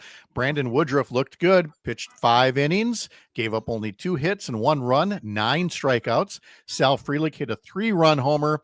Blake Perkins had a career-high 5 RBIs. And the two teams will face off one more time. The third and final game of the series is this evening at American Family Field, 6:05. The pregame coverage begins on several Civic Media radio stations. Well, I've made it this long, but we couldn't resist or stay away from the trouble. I mean, the seriously constitutional trouble that is Congressman Derrick Van Orden. And I really have to tip my cap to my old colleagues at WEAU Channel 13 in Eau Claire, because I have picked on them. I have picked on channels 18 and 19 in Eau Claire and La Crosse. I have picked on WKBT Channel 8 for their coverage of Derrick Van Orden, which has been over the past 2+ years pretty soft when it comes to just covering, when he shows up on a farm and tours the farm and gets to talk about how, I'm just here fighting for the farmers, when there's nothing in his record that indicates that. And there's been very little said about his belligerence and frankly conduct unbecoming a congressman. But he has definitely crossed a line, and I'm very happy that the folks at Channel 13 took note of that and reached out to the congressman to talk about all of the threats that he's been making on social media and celebrating the times that people have been fired and threatening to defund places including cities like Eau Claire in his district, because he does not like how people have expressed themselves over the Charlie Kirk murder, which, by the way, they have a right to do, unless you're Derrick Van Orden, who has taken a U.S. law, a federal law about domestic terrorism, and he now views it through the prism of saying anything critical about Charlie Kirk, or frankly, Republicans or the president, equates with domestic terrorism. You don't believe me? Give a listen to this bit of an excerpt from the WEAU 13 News report, talking to Derrick Van Orden and trying to start by asking him about all these posts from people who were expressing opinions, but that in and of itself is not threatening language. That is not domestic terrorism. But listen to how condescending Derrick Van Orden gets with the reporter about that. We asked the congressman about these posts, saying they don't seem to be calling for violence. Here's what he said. I'm going to say this one more time. If you look up the U.S. code and read it, it is crystal clear that what they are saying falls under this U.S. statute. So it's a little frustrating when I have clearly intelligent people like yourself who can read that you don't do your homework before you conduct this interview. That was a congressman saying that. Now, I'm not surprised, but I hope a few people are, that have finally heard that this is how this guy actually talks. This is how this guy actually acts. Now, let me take care of the personal part first, the jackassery that is Derrick Van Orden, when he says, clearly intelligent people like yourself who you can read, but you don't do your homework. I mean, apart from that being a jerk move, the premise on which he bases those insults is completely flawed. And of course, note how he can't defend it. He just says, well, if you read the code, it is crystal clear that what they're saying falls under this statute. And the reporters ask him again and again to connect the dots. What is it about this language in this statute that indicates that this is somehow against the law, that this is somehow threatening behavior, that this is somehow providing resources for terrorist acts rather than a mere expression of opinion? And he can't do it. He can't do it. He's asked repeatedly. And if you go to another clip of the interview where Bob Gallagher is trying to get him to clarify his statement, he just talks over Bob. Again, this is part of the Ron Johnson, Donald Trump, J.D. Vance school, is you just talk over the person so much that they finally give up trying to ask the question. But they don't answer the question. They know the question that's being asked of them. Prove that this is somehow actual threatening behavior, much less domestic terrorism. And they can't do it. But they've got power right now, and they're using it. Again, when Derrick Van Orden uses social media to insult and belittle people, well, that just makes him a jerk. But he's a member of Congress. He's part of the government. The First Amendment says the government shall not infringe on freedom of speech. But that's what he, as part of the government, wants to do. And he does not like being called out for it. But he's got the power. And it's only it's a sense of power that's only going to grow. It's an ego that's only going to grow. It's condescension that's only going to grow with the news that yesterday ABC capitulated, surrendered, kowtowed, bent the knee, and pulled Jimmy Kimmel off the air. By the way, not for something he said. Do not fool yourself into thinking that ABC pulled him for the specific thing that they say that he said. Now, we could talk about the remark. I'm not going to. You go look at the remark, and you look in there and you see, again, what is it that is so over the line that it's worth even a day's suspension, much less being pulled off the network indefinitely. It's not about what Jimmy Kimmel said. It's what Brendan Carr, the head of the FCC, a Donald Trump loyalist, said in threatening ABC, and prior to that, threatening CBS, and prior to that, threatening other media.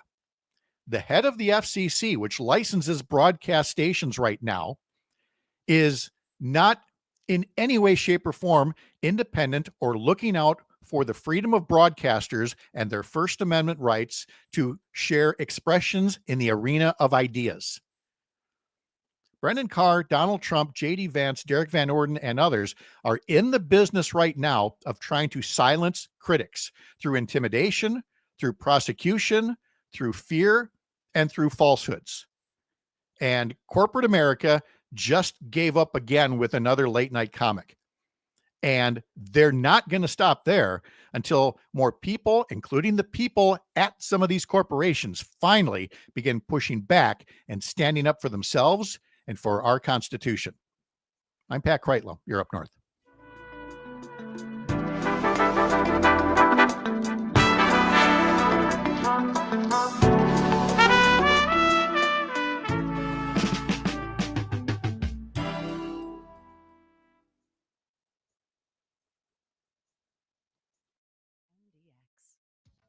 You're listening to 92.7 WMDX, Madison's home for the Maggie Dawn Show, Monday through Friday from 4 to 6 p.m. Do you remember one of the first executive orders put in place by President Donald Trump stopped about $19 billion of federal funding from flowing to USDA grant recipients? I'm PM Yankee with a quick update on what's happening in food and farming news on a Thursday. So where do those federal funds stand today? We'll find out. From sugar beet fields to dairy facilities, producers count on an operating line of credit from Ag Country Farm Credit Services to help make their operations more profitable. With multi-year commitment options, digital tools, and remote deposit. You've got the Kelly audio ready to go here? Yeah, I've got that. Okay. I'll tease that she's here, but at first we're going to listen to her latest video. We'll play that 60 seconds, and then we'll come out to her. Awesome. And I'll tell her about that right now, because here she is. Hello, Kelly. Hello. How's it going? Good. How are you? Good. You guys can hear me okay? Yeah, we can. Parker here, our producer. I was just talking to him about how I'm going to set up that you're about to appear, that first we're going to play your latest video. So we're going to play the first 60 seconds of that video, and then we'll come out to the two of us and we'll get the conversation started. Okay? Awesome. Sounds good. All right. I'll see you in a little bit.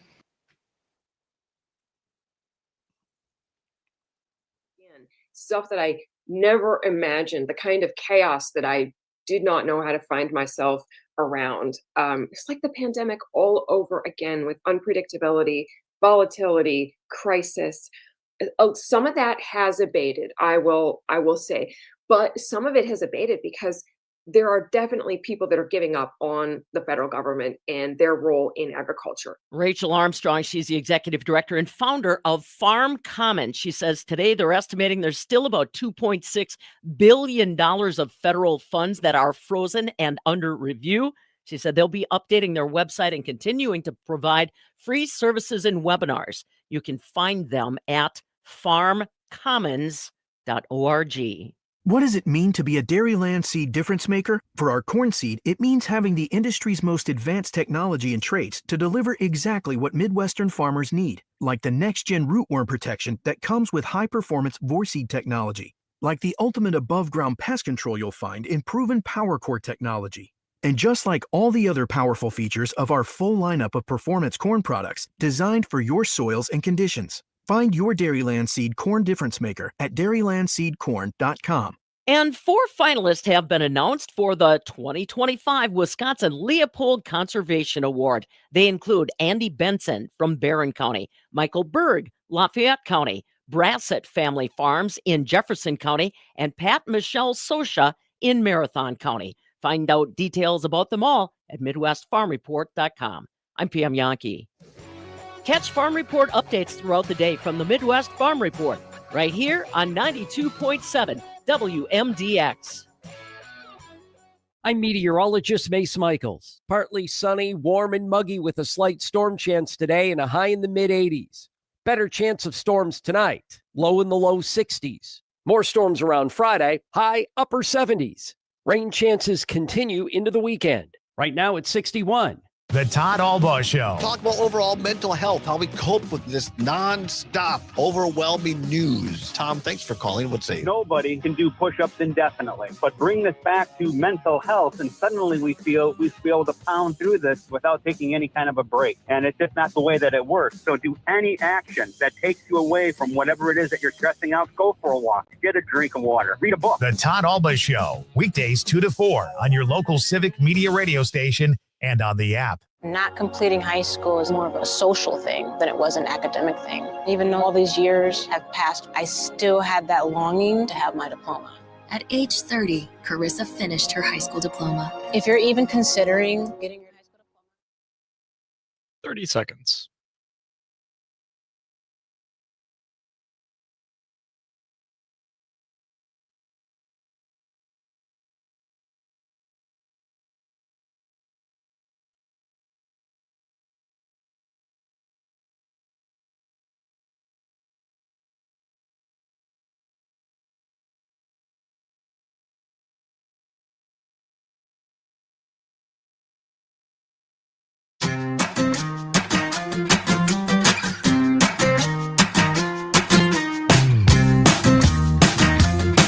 Tomorrow, of course, we'll have our regular weekend review panel with former U.S. Attorney Jim Santel, journalists Mark Jacob and Jennifer Schulze, Courier Newsroom's Kia Vakil, Dr. Kristen Lyerly, Mike Clemens with sports, Brittany Merlot's weekend forecast. Just a lot to tune into tomorrow. If you can't stick around, then put us on a podcast. Head over to Spotify, Apple, wherever you get your podcasts, and be sure you follow Mornings with Pat Kreitlow, powered by Up North News here on the Civic Media Radio Network. Today, a federal committee that recommends vaccine policy for Americans is going to start meeting to review immunizations that have been in use for a very long time. It's called the Advisory Committee on Immunization Practices, ACIP, and it's expected to vote on shots for COVID and hepatitis B as well as others. And of course, as we've talked about, the health secretary, Robert Kennedy Jr., has frequently baselessly questioned the safety of these vaccines. And yesterday, you'll recall, we played a clip from Senator Tammy Baldwin talking to Susan Menarez, who was ousted as head of the Centers for Disease Control and Prevention after less than a month, because Menarez says Kennedy directed her to commit in advance to approving everything this ACIP board is about to recommend, regardless of the scientific evidence. With this ongoing campaign trying to undermine public faith in vaccines, it's worth going back to basics and finding out just what vaccines are, what it is that makes them work the way that they do. And that fits right in the wheelhouse of pediatrician Dr. Kelly Snooks, who is beginning a new video series for Up North News called Raising Wisconsin. And her latest installment, which was posted yesterday, talks all about vaccines. We're going to give a listen to that before we talk live with Dr. Kelly Snooks. Hey, Wisconsinites, have you ever wondered exactly what's happening inside your body after you get a vaccine? Like, how is it working to protect you? I'm Dr. Kelly Snooks, board certified pediatrician, and you're here with this week's Raising Wisconsin. Now let's talk about how vaccines actually work. The vaccines we get today protect us against so many viruses and bacteria, and each vaccine contains what we call an antigen for the disease that it's meant to protect you against. It might be a weakened or killed part of that germ, or even a tiny piece of its genetic material. These antigens essentially mimic the illness, and they sound an alarm to your body's immune system. Your immune system creates what we call antibodies against that particular virus or bacteria. That way, the next time your body encounters the actual illness, it's like, wait a minute, I know what to do with this.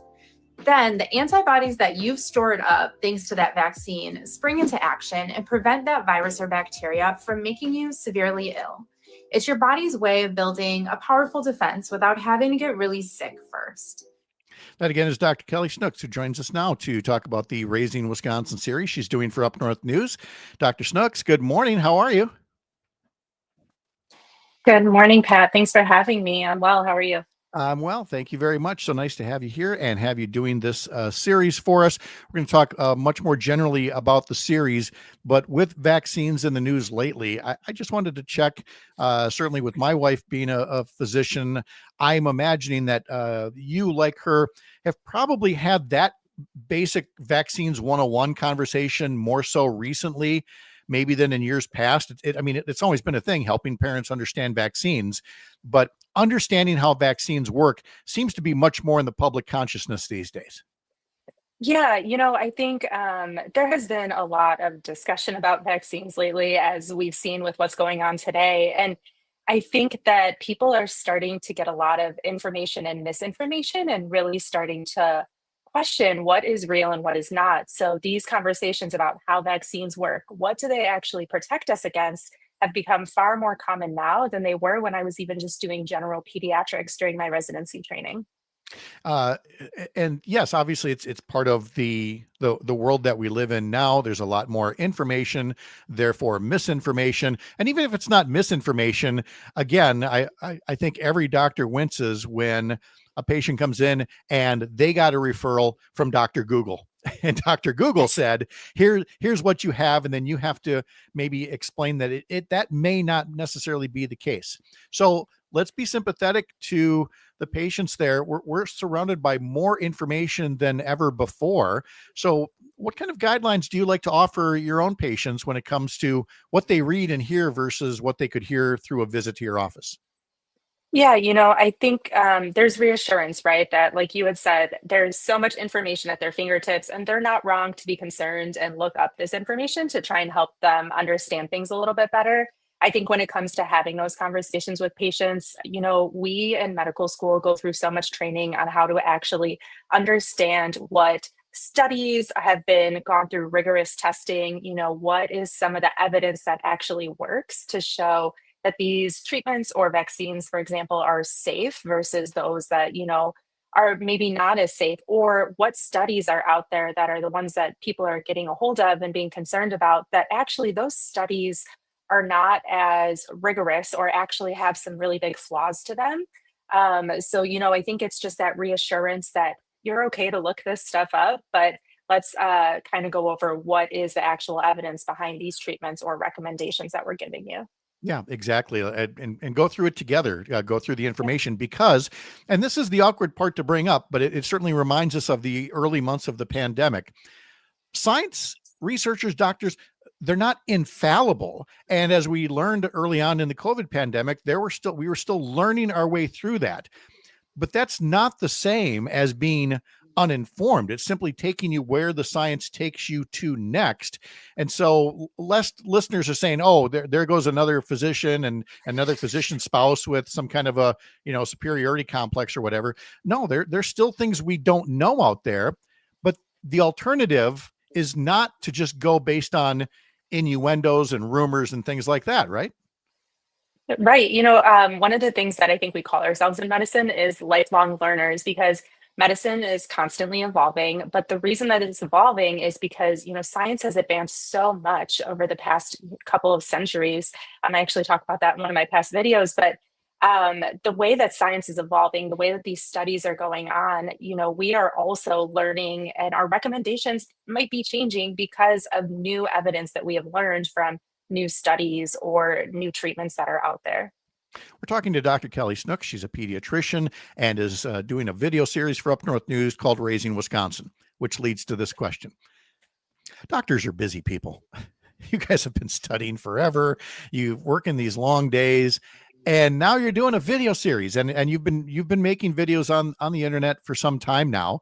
You're not the only doctor doing it, but can you talk to us about why you decided to get onto social media to start bringing these information to folks when, you could have just sat in an office with a clipboard all day, but you've decided to be more proactive. What motivated you? Yeah, I think social media is a tool that you realize that you can reach so many people. I am a pediatric intensive care unit doctor, so I am seeing really sick kids, and a lot of what I'm seeing is actually preventable.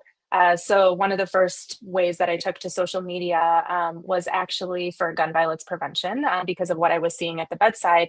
And I think social media is one of those unique tools that can bring people together to connect, but then also has this reach that you can't even imagine, like how far your videos are actually going and being seen. And I think it's another way for us to just spread information and awareness about what is going on in the world, what's going on in public health. And as a pediatrician, public health and almost all these policy changes actually impact child health in a way that I don't think people can maybe understand or see. So it's my goal to kind of break that down and say, hey, here's what's actually going on, and here's how this can actually impact children. What kinds of things would you like to emphasize in the Raising Wisconsin series? Things that either you've already done to start the series or things that you hope to do in the near future? Yeah, so things that we've already done. So we have a few videos that are already out. One is just about like traveling safe during the summer. People are hitting the road, they are flying, airplanes are full of germs. So how do you stay safe when you're flying? And then also the history of vaccines is another one that's been out there. So where did vaccines come from in the first place? We go through the details of the overlap between the cowpox virus and the smallpox virus back from the 1700s. So we go into detail on that. And then the one that you had just recently played about how vaccines actually work. It's not going to be all about vaccines. We're also going to cover other topics as well. Seasonal allergies will be coming up, how to stay safe in the car as far as car seats and safety go, bug bites, things along those lines. So everything from general health and wellness about children to some of the stuff that's going on. And I would like to know what other people want to see too, really addressing viewers' comments to try and get on those topics. Yeah, that's been a real focus of the videos is inviting people to share their own questions that can be addressed later on in the series. Dr. Kelly Snooks is with us. Tell us a bit about your own background and where you grew up, what led you to become a physician and go to med school. Yeah, so I am originally from the south side of Chicago. Grew up a little girl that I think just was, that basic, I think I want to be a doctor when I grow up, and I stuck with it. I chose pediatrics and did my pediatrics training on the south side of Chicago because, children really don't have that much impact on their health in the future. A lot of the decisions that we make as an adult impact how they end up in the future. And I think that as a pediatrician, we have that unique ability to advocate for our patients to ensure that they can live healthy and fulfilling lives in the future. So that's why I chose pediatrics and went through that. I did medical school and my pediatrics training in Chicago, and then came up here to Milwaukee for my ICU training and have been here ever since. So yeah, that's why I kind of went that route. And in working as a pediatrician, and you talk about the things that you've seen in the ICU, and so many times they are preventable. And we did, again, share some of the audio from people who, including the former chief medical officer of the Centers for Disease Control, Dr. Howery.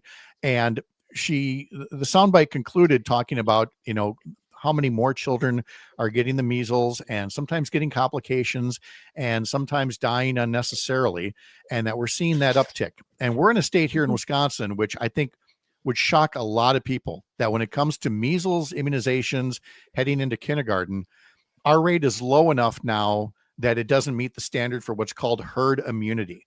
So can you talk a bit about just measles and kids and getting up to date on those vaccinations and the danger if that vaccination rate sinks as low as it has in Wisconsin? Yeah, so I mean, I think since the time that I've been in Wisconsin or in Milwaukee, and that's since 2018, we've had already 2 measles outbreaks. And like you said, our vaccination rates are really low in Milwaukee, below that herd immunity. Basically, that herd immunity rate is that enough people are protected against measles that if one individual were to get the measles, the rest of the community is protected enough that we will likely be able to overcome that and we won't see a large outbreak. Measles can be very scary when children get it. It can cause, brain damage and ultimately death from that measles virus. And that's why we emphasize so much those kindergartners, and actually even younger, you get it at 1 year, to start getting that measles, mumps, and rubella vaccine to protect themselves against these severe illnesses that they can get. And the risk is actually to those that are even younger. So if you think about the children that are under 1 that haven't been immunized yet against the measles, mumps, and rubella, those individuals are even more so at risk because when we don't have that herd immunity, then they also don't even have the chance to get themselves vaccinated yet. There are some unique circumstances, so I recommend everybody talking to their pediatrician about that if you're under a year old and want to get your child vaccinated against the measles. Absolutely. And again, for more, you can check out the Raising Wisconsin video series on the Up North News social media feeds, and send in your questions as well that Dr. Kelly Snooks can use for a future video installment. Kelly, it's great to talk to you again. Thank you so much for all you do. Have a wonderful day. Thank you so much for having me. You as well. All right. Good to have you here. Coming up in our next hour, we will talk to Sean O'Malley about your money and the markets and what does it really mean that the Federal Reserve lowered interest rates a little bit yesterday as the economy sits on the verge of stagflation. Plus Joe Zepecki and more. I'm Pat Kreitlow. This is the Civic Media Radio Network.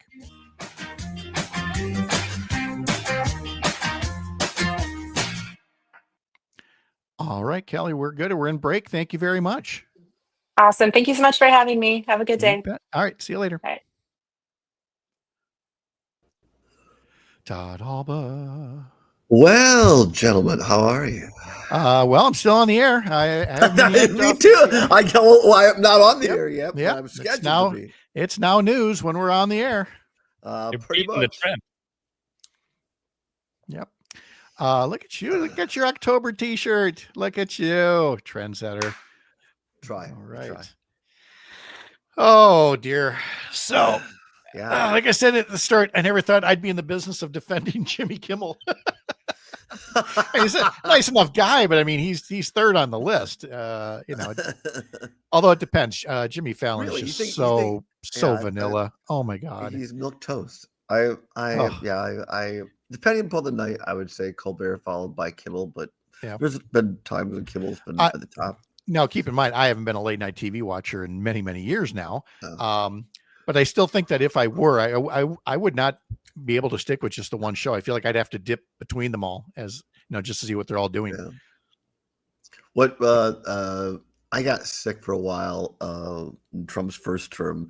Stephen Colbert was every single monologue was 3 minutes of him in the Trump voice, reading the Trump truth tweets and all that. It's just like enough. It's after the 100th time it's not funny anymore. Just stop. So I kind of went to Kimmel for a while, but I mean, I like a lot of I liked some of the older stuff when Kimmel's uncle was on and then he passed away, and that was anyway. Sorry, didn't mean to go. No, it's okay. And then late night rabbit hole.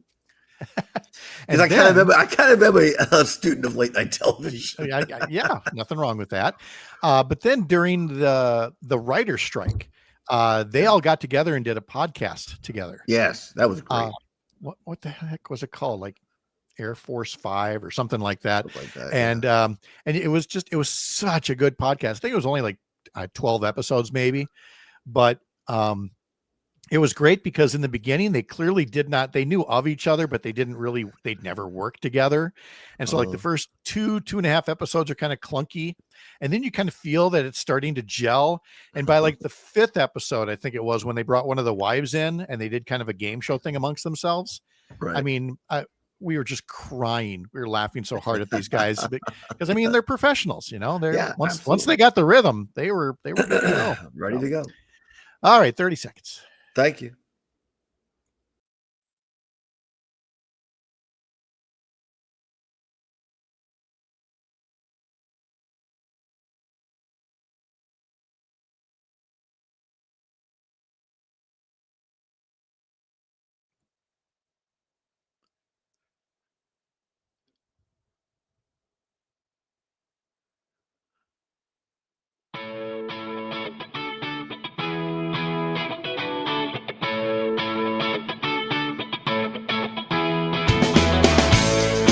Well, it's another busy day of quality programming across the Civic Media Radio Network. Let me tell you about it. And I'm going to work the other way this time. I'm going to start at the end of the day and work my way up. Actually, it's going to be completely disjointed, and you'll see why.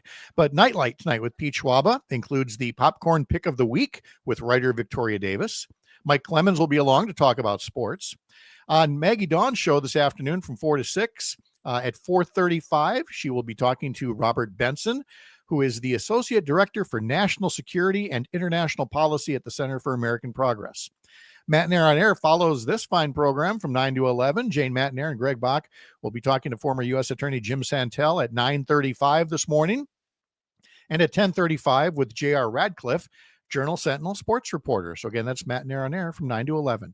And I can hear you now going, well, didn't you forget somebody? I mean, I know Jimmy Kimmel, is out there. Did they finally get Todd Alba too? No, he's here. We were just saving it for last. Todd will have Representative Francesca Hong on this afternoon at 2:35, new candidate for governor, if he hasn't canceled between now and then. And, that's always up to, forces beyond ours. But I have Todd pretty good faith in civic media management that they're not going to be surrendering to Donald Trump anytime soon.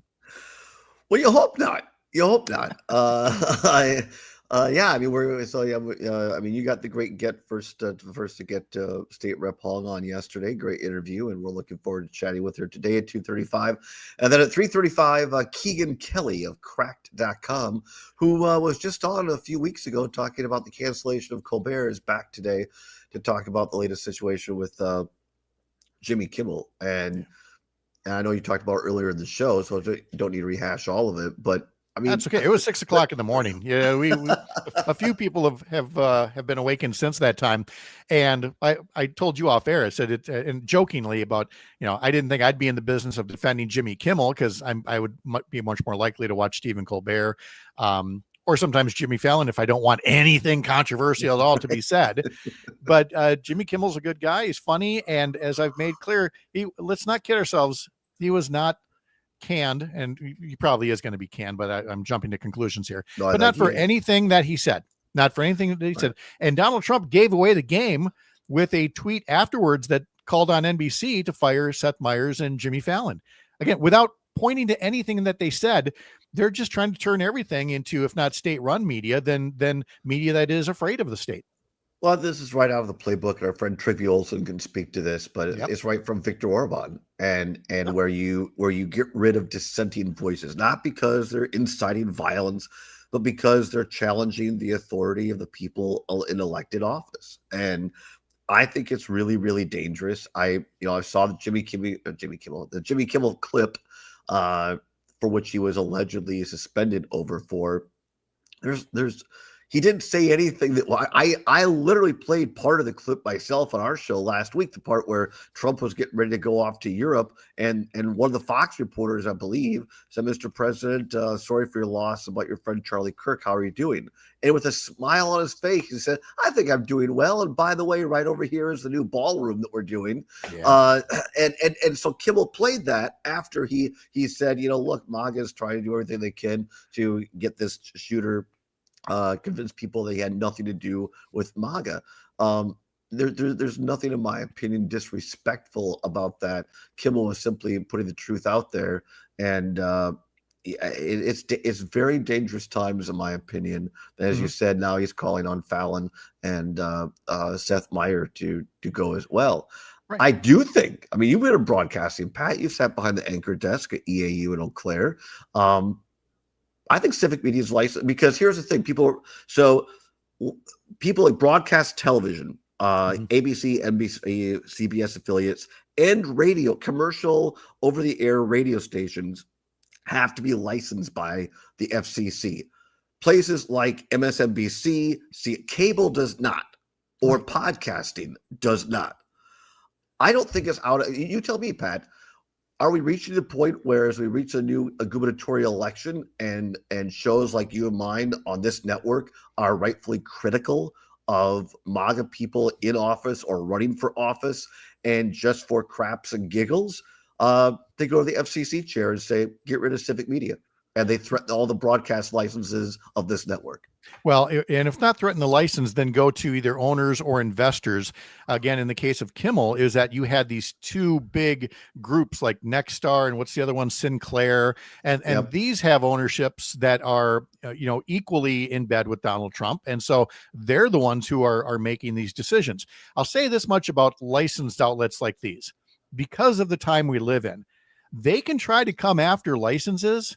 But thanks to the interwebs and thanks to, good old American ingenuity and rebelliousness, we haven't used this term for a while. But if they come after licenses, you're used to this term, pirate radio.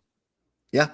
You're going to see, I'm not if laughing, they come after you your license, yeah. You're going to see unlicensed stations popping up and internet stations that are popping up. If they think they can somehow silence dissent through this campaign of intimidation and legal maneuvers, they're sadly mistaken. And you can just feel the votes trickling away in 2026 as more moderates see this and go, hold on, I'm no Democrat, but I'm also not a fascist, and we're not going to be doing this. We're not going to be, pulling people's broadcast licenses for just being opposed to the ruling party. That's not how it goes here in America.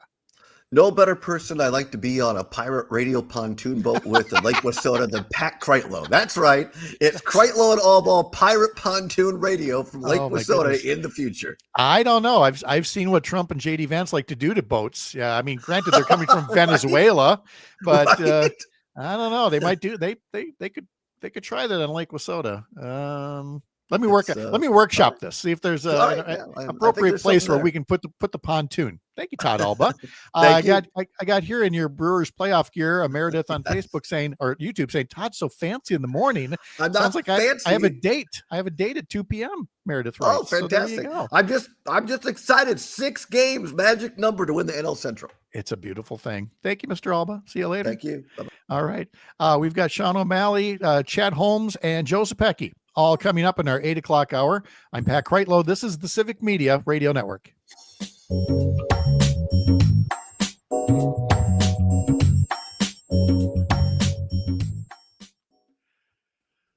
And there we go. Yeah, as soon as you said the pontoon, I'm like, oh, wait a minute, Venezuelan boats. Right, that's good. Yep, no. Man, we need a camouflage. Now again, if we were doing a TV show, now we have the skit, with the pirate radio, and then you show the bombing of the boats or whatever. Yeah. It's coming. Such colorful times we're heading into here. Colorful. Yes. That's one way to say it. Yeah. All right. I'll talk to you later. Boys, have a good day. Yep, Bye. See you, Todd. I have been told that my college radio station has someone that's pirating our frequency. Really? Interesting. Yeah. Okay. I don't know. I should ask for more details about that. Apparently they're rebroadcasting old Brewer games, which is like incredibly illegal. I was going to say that's illegal on 2 fronts now. Yeah. So, all right. Well, you follow that. Let us know if we got a genuine story here. Yeah. All right. Never know. All right. I'm going to get some coffee. Hepatitis B. This is ABC News. Farm news that impacts you and your community from the Midwest Farm Report throughout your day on 92.7 WMDX. For 92.7 WMDX News, I'm Savannah Tomei Olson. The encampment at Dairy Drive is closing. The resource first opened in 2021 using money from pandemic-era federal grants with 29 tiny home shelters. It gave people experiencing homelessness a stable place to stay and privacy. It was supposed to be temporary, and the city has extended the contract twice since then. But now that federal grant money has run out. The Dairy Drive encampment was set to close September 30th. There was a last-ditch effort to keep it open until the spring, and that measure was considered at Tuesday's Common Council meeting. More than 70 people registered to speak in support of extending it, including some residents of Dairy Drive. My name is Stacy. Dairy Drive has provided me with a stable place to live. Even though it's not a 3-bedroom house, it's still my home, and it works for me. I'm able to have visitation with my son, where I can make him food, play basketball, and take him to the park. This place is showing my kid how to care for each other. It was a long night. Alders didn't vote until after 1 a.m, and the vote was tight. Ultimately, the measure failed by just 1 vote, and now Dairy Drive will be closing September 30th. And you can expect some major traffic in the Oregon and Brooklyn area tonight. About 13,000 people are expected to go see Luke Bryan at Klondike Farms in Brooklyn tonight. The show starts at 6 o'clock. The sheriff's office says if you're going, build in some extra time. If you're not going to the show, but you need to be in that area, they say you'll probably want to find a detour. The sheriff's office and other law enforcement agencies will be there directing traffic. I'm Savannah Tomei Olson. This is 92.7 WMDX News. The Packers prepare for Cleveland. Hi, I'm Mike Clemens with Sports NFL. The Packers face the Browns in Cleveland Sunday at noon. Although they're now 0-2, the Browns showed a good run defense against the Bengals and the Ravens. Matt LaFleur. Really good players across really their whole defense. That's a big reason they're the top-ranked defense in football right now. But they've got a lot of guys that are hard penetrating front that cause a lot of problems for quarterbacks. College football, Wisconsin Badgers host Maryland Saturday at 11 a.m. The Terrapins are 3-0, Wisconsin 2-1. The Brewers going for a sweep after beating the Angels again last night, 9-2 in Milwaukee. Brandon Woodruff with 10 strikeouts, allowing just 1 run on 2 hits, getting his 10th win of the season. Tonight was a big outing for me in terms of just getting the body back acclimated. You know, it's been roughly 10 days or whatever it was. And yeah, it was huge for me to get back out there. And my body got going there in the second, and then everything kind of back to normal. That's the Brewers' Brandon Woodruff with Sports on Mike Clemens. You're listening to 92.7 WMDX, Madison's home for the Town Hall Ball Show, weekday afternoons from 2 to 4. I'm meteorologist Mace Michaels. Partly sunny, warm and muggy with a slight storm chance today and a high in the mid-80s. Better chance of storms tonight, low in the low 60s. More storms around Friday, high upper 70s. Rain chances continue into the weekend. Currently, it's 59 degrees. Nightlight with Pete Schwaba. Frank Herman's. When we moved here, I called the Y because my daughter was like, 7 years old. I said, hey, I'm calling about your beginner's gymnastics class. Is this where you want to be? I think. I think so. Okay. That was hysterical. Did you figure out? Did you find the right one? Yeah. Okay. Finally. All right. Okay, I just good. kept clicking yours. I know. I'm like, stop harassing us. Oh my God. Damn, Brittany really wants to talk to Pat. What's going on? I know. It's like, I like this show. I want to be on this show. Yes. Which you totally just say the word. You get to stay on the whole hour anytime. Oh, thanks. All right. 45 seconds. Tune in to the Rick Smith Show. We're digging into the issues that affect your job, your family, your future. Join me weeknights at 9 on the Civic Media Radio Network, because your voice... 30 seconds.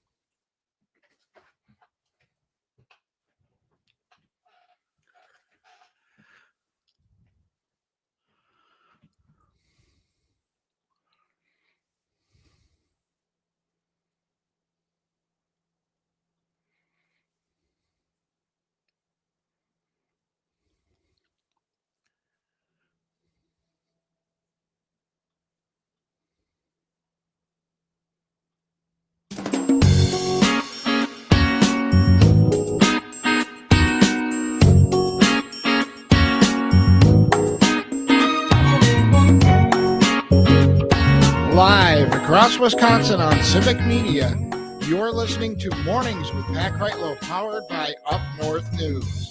Now, from our Lake Wissota studio, here is the founding editor of Up North News, Pat Kreitlow. Thank you, Don. It's Thursday, September 18th, 8:06. Nice to have you back here up north across the Civic Media Radio Network. Parker Olson is our producer down in Madison Studio A2. We're here with meteorologist Brittany Merlot and, of course, Chad Holmes from 98.9 WXCO in Wausau. And, guys, I just, while getting some creamer for my coffee, took a look and was reminded of what I have for lunch today. And so we're going to play the game, My Lunch is Better Than Your Lunch. Because last night, folks, get yourself a spouse who will make pizza crusts from scratch. And so we every so often will have homemade pizza, because she'll get out the mix master and she'll make up a big old ball of dough and turn that into 2 different pizza crusts so that we can decorate our pizzas however we like. And can we talk about homemade pizza when you get control over all the things, Right. The whole ratio of cheese and garlic and all the What did you go heavy on, Pat? What did I go? Garlic. Garlic. Heavy on garlic. And yet she's still married to me. And the pepperoni and mushroom and sun-dried tomatoes. I don't know. Brittany, if you were building your own pizza, what would you go heavy on? I'd do pepperoni, green peppers, mushrooms, black olives. I would throw everything. I don't know. Okay. It'd probably Chad? be a messy pizza, but That's all right. delicious. Chad, making your own pizza. Sausage, onions, and green peppers. Sausage, Very onions, simple. and green peppers. Hey, that's all right. I learned because the other kind of pizza we make is we'll make a deep dish one. I'll make that in a cast iron skillet. She'll make the dough, and the recipe that I have for that includes, once you've put the other stuff in, after the mozzarella, is just a little bit of Parmesan and just a little bit of olive oil and just a teeny tiny bit more of garlic. So it's right there on the top. Do you realize people are still trying to eat breakfast right now, and I'm over here getting them all set for lunch already? So I've got some homemade pizza standing by that I just had to brag about. You can't stop thinking about it. And I mean, for us morning folk, we eat lunch early in the morning. I was going to honestly, say right? my lunch is 52 minutes away, so this works out just fine for me. Brittany, folks are having their breakfast right now. Some of them getting a little wet in the process here. Yeah, they are. We've got some scattered showers, light sprinkles moving in, especially up in the Northwoods. Far northeast, we're seeing that towards the Rhinelander, Minocqua area. Then also south and west by La Crosse, the Mississippi River Valley and south, you're seeing a few of those sprinkles moving in too. And we're statewide seeing more clouds out there. So a darker day, but we will see spots of sunshine. A lot of sunshine is holding on near Milwaukee right now. But what we've got happening is a front that is slowly dropping through the state today. It's unstable, so it's sparking some of these showers, and they will spark again later on this evening, probably after 5 o'clock or so. Could be anywhere, but I'm thinking further north is where those are going to target. Highs today will be a little bit cooler up north, only reaching 70 degrees. And then down south, you're still hanging on to that heat, hitting the mid-80s still. So that's our day today. And then tomorrow, it is going to stay mostly cloudy. It is going to get breezier. That system itself, the low pressure, is going to get closer and closer. And it does move in Friday night, Saturday, and Sunday. So that's going to bring some widespread rain. Heavy totals are possible. We could see up to 2 inches in places, especially if you keep getting underneath the thunderstorms. And I'd say at least a half an inch to an inch widespread rain by the time the weekend is said and done. So this all ramps up Friday into our Saturday and Sunday, and it drags our high temperatures down to the mid 60s north to about the mid 70s south. Okay, well, I mean, sometimes you get the perfect September weekends, and sometimes you got to keep the gear handy. Parker, my apologies, I didn't come to you next. Pizza toppings? I mean, any meats, really. Any meats. Sausage. All right. Pepperoni. Let's throw a grenade in the middle of this. All right, everybody.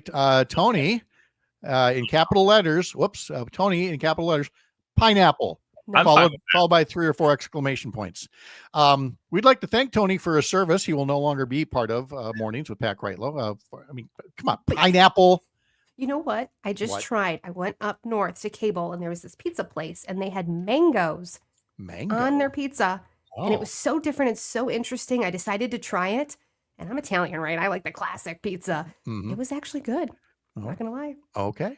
Tony also says it's cloudy and rainy up in Ashland, so much better than the 80s. Robin Tigerton says, I love a homemade pizza, onions, cucumbers, ham, and hamburger. Cucumbers. Yeah, that's a new one on me. Fall colors along 29 west of Shawano are looking beautiful. He took some pictures. Let's see. I also missed some of what he had earlier. He said he had the air conditioning going in Shawano back when the temperature hit 89 and felt like July at times. He had a mowing job and a doctor's appointment in Shawano yesterday, and then had spaghetti and meatballs at the Shawano Cafe, which is also not a bad way to go. So, no, not at all. All kinds of good meals. Brittany, thank you so much for playing Stack That Pizza with us. And Now you got my tummy grumbling. Thank you. I know. All right. Talk to you a little bit later. Yeah. Now we've got Chad who's working all kinds of high school football games and not getting anything like a delicious homemade pizza by and large. You're getting just, what'd you say last week? You just bring like your own fruit snacks or something, or is that just Parker who eats those? I think that's not me. Okay. Just concession stand hot dogs and things like that. So anyway, you looking forward to your games this week? Yeah, I got one tonight and tomorrow. So anything to avoid thinking about the state of the world, how this country is falling down a rabbit hole here. So I'm doing my best here, Pat, but I am livid this morning. And I guess I was doing the big high school sports show last night. I get home and I see what ABC did, and it's ridiculous. And I don't know how to go about this right now. Yeah. Maybe you can help me out here, because I am just beyond. Because we're seeing it here in Wausau too. I mean, there's a controversy this week because a alderperson made a comment concerning Charlie Kirk, and gotta fire him. I mean, what is going on here? Mhm. And now we have the government trying to pick winners and losers. And if it's one thing, we have a responsibility when we have a microphone. And it's a freedom of speech, but there's responsibility. You don't have the right to be here. And if I say something really, really stupid, then obviously our bosses would have the complete right to say, Exactly. no, we don't want you here anymore. But it's so one way. I went through this morning, the last hour, I spent some time talking about the fact that we have Jimmy Kimmel and others who make, I think, comments that are not nearly as bad as what Brian Kilmeade did last week. Talking about euthanizing the homeless, right? Yeah, what Jesse Waters did in the last week, talking about civil war and vengeance and all of that. Not what Greg Gutfeld did when he said that conservatives should embrace the term Nazi. There's crickets. Yeah, there. yeah. Not to mention the horrible things they said after Melissa Hortman was assassinated in Minnesota over the summer. So, I mean, none of them have clean hands on this. They are simply using this as an excuse for a power play and going after media that they think will submit. And so far, national media has been extremely submissive. And this one from ABC is especially frustrating because they saw the Stephen Colbert thing. They know it had nothing to do with money, that it had nothing to do with speech. It was complete politics on the behalf of Trump and the owners of Paramount and trying to get a deal done. ABC knows all this, and yet they caved to pressure anyway. And I mean, you can see why corporate media, this isn't exactly their golden era right now, shall we say. And also, again, it's a combination. Yes, we need some courage being shown in that realm, but also it is so, and I would say, use the term un-American, to see what Brendan Carr, the FCC commissioner, did. This all started yesterday. He went on Benny Johnson's podcast, who is a far-right provocateur, and he basically said he's going after ABC and Disney and Jimmy Kimmel. And we are seeing things that have not been done before by government entities. We saw did you see on the Rose Garden lawn?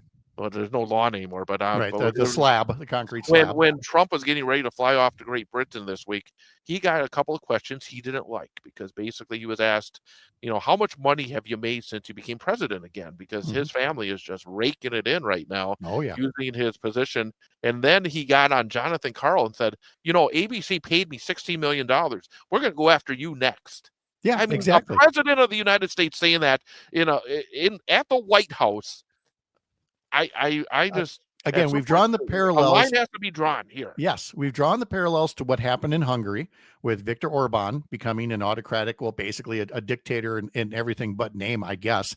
And it started in large part with this war on all the media there and on all of the universities there, and got enough of them to either kowtow or to be taken over by billionaires who were friendly with the ruling party.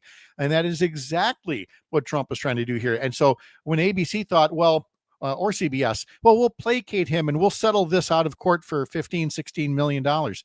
Did you really think that was going to make things easier on you? Now you've basically admitted guilt without admitting guilt, but you're guilty in their eyes, and you are just fair game now. And, again, until some of these entities really start to push back. And by the way, that goes for colleges and universities too. There have been a couple that have, but too many others have been too quick to settle and, sell out themselves and sell out their First Amendment. And it's going to take a lot more courage from a lot more people. Now, I get that it's easier said than done. I'm not sitting in their offices, but I'm looking at their offices anyway and going, you got to try harder to stand up for actual American values. And also, everybody needs to say, this is not acceptable. Right. It is not acceptable for the president of the United States and members of his administration to use their powers to basically say, we're going to stop a merger because we don't like your political speech, or we're going to remove somebody, or if you don't remove somebody, we're going to make trouble for you. That is just completely against what this country has been about, whether it's been a conservative or a liberal in office. The idea that there has to be a litmus test on whether or not you're saying nice things about Donald Trump in order to have a merger put through. I mean, this is unprecedented. Mm-hmm. It's so much of what it is. Now, PJ gets on YouTube and says, cancel your Hulu and Disney subscriptions. And there are people doing that to make a statement to ABC. I mean, I canceled my Washington Post subscription when it was clear that Jeff Bezos was going to turn the Washington Post into something that would not hold Donald Trump accountable. It won't make all the difference in the world, but each one of those is a sign that members of the American public understand the stakes, and they're not willing to just go, what are you going to do? I guess I'll keep doing what I'm doing. These little acts, they do add up, and they are a way of getting your voice out there. Your voice isn't as powerful as the powerful, but with enough people, it can make a statement. So I hope people hear your words and don't just get complacent about it. No, and it's just when you hear it, you can't just say, well, that's the way it is. And that's, when I heard that last night, it was another shot. And and I understand the battle of ideas, but using the power the way that this administration is using it is wrong. And people have to call it out and say, this is wrong. And it's wrong on every level. You go ahead and call it wrong. I'm going to call it un-American, because that's exactly what I think it is. Chad Holmes, you can catch him on 98.9 WXCO in Wausau. As long as the powers that be let us hang on. Well, I will send you the check for this session with my psychiatrist. Anytime. I'm happy to do that. When we come back, we're going to talk about the opening bell with Sean O'Malley about your money in the markets, including, did the Federal Reserve, did they cave to pressure from the president? Or were they doing what was necessary as somebody drags the economy to the verge of stagflation? That's coming up. I'm Pat Kreitlow. This is the Civic Media Radio Network.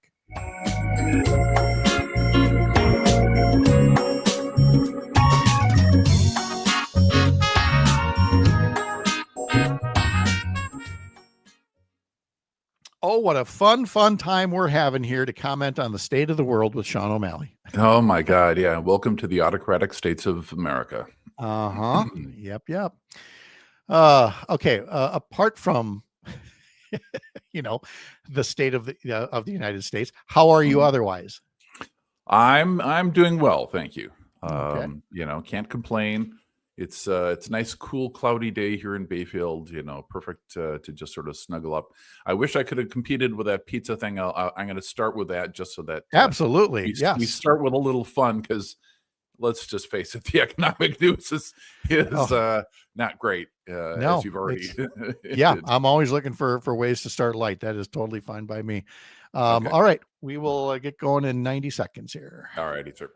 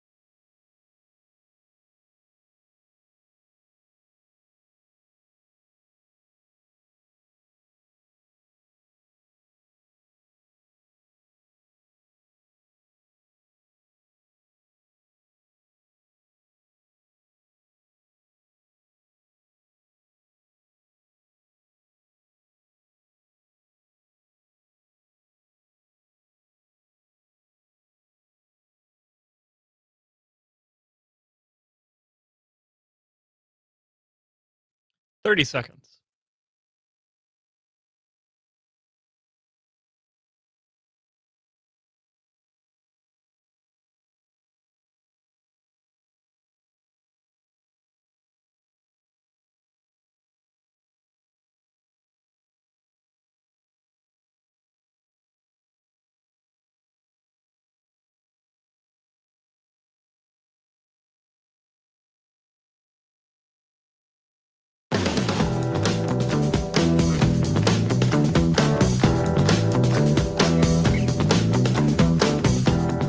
Welcome back. We've got Milwaukee Brewers baseball tonight.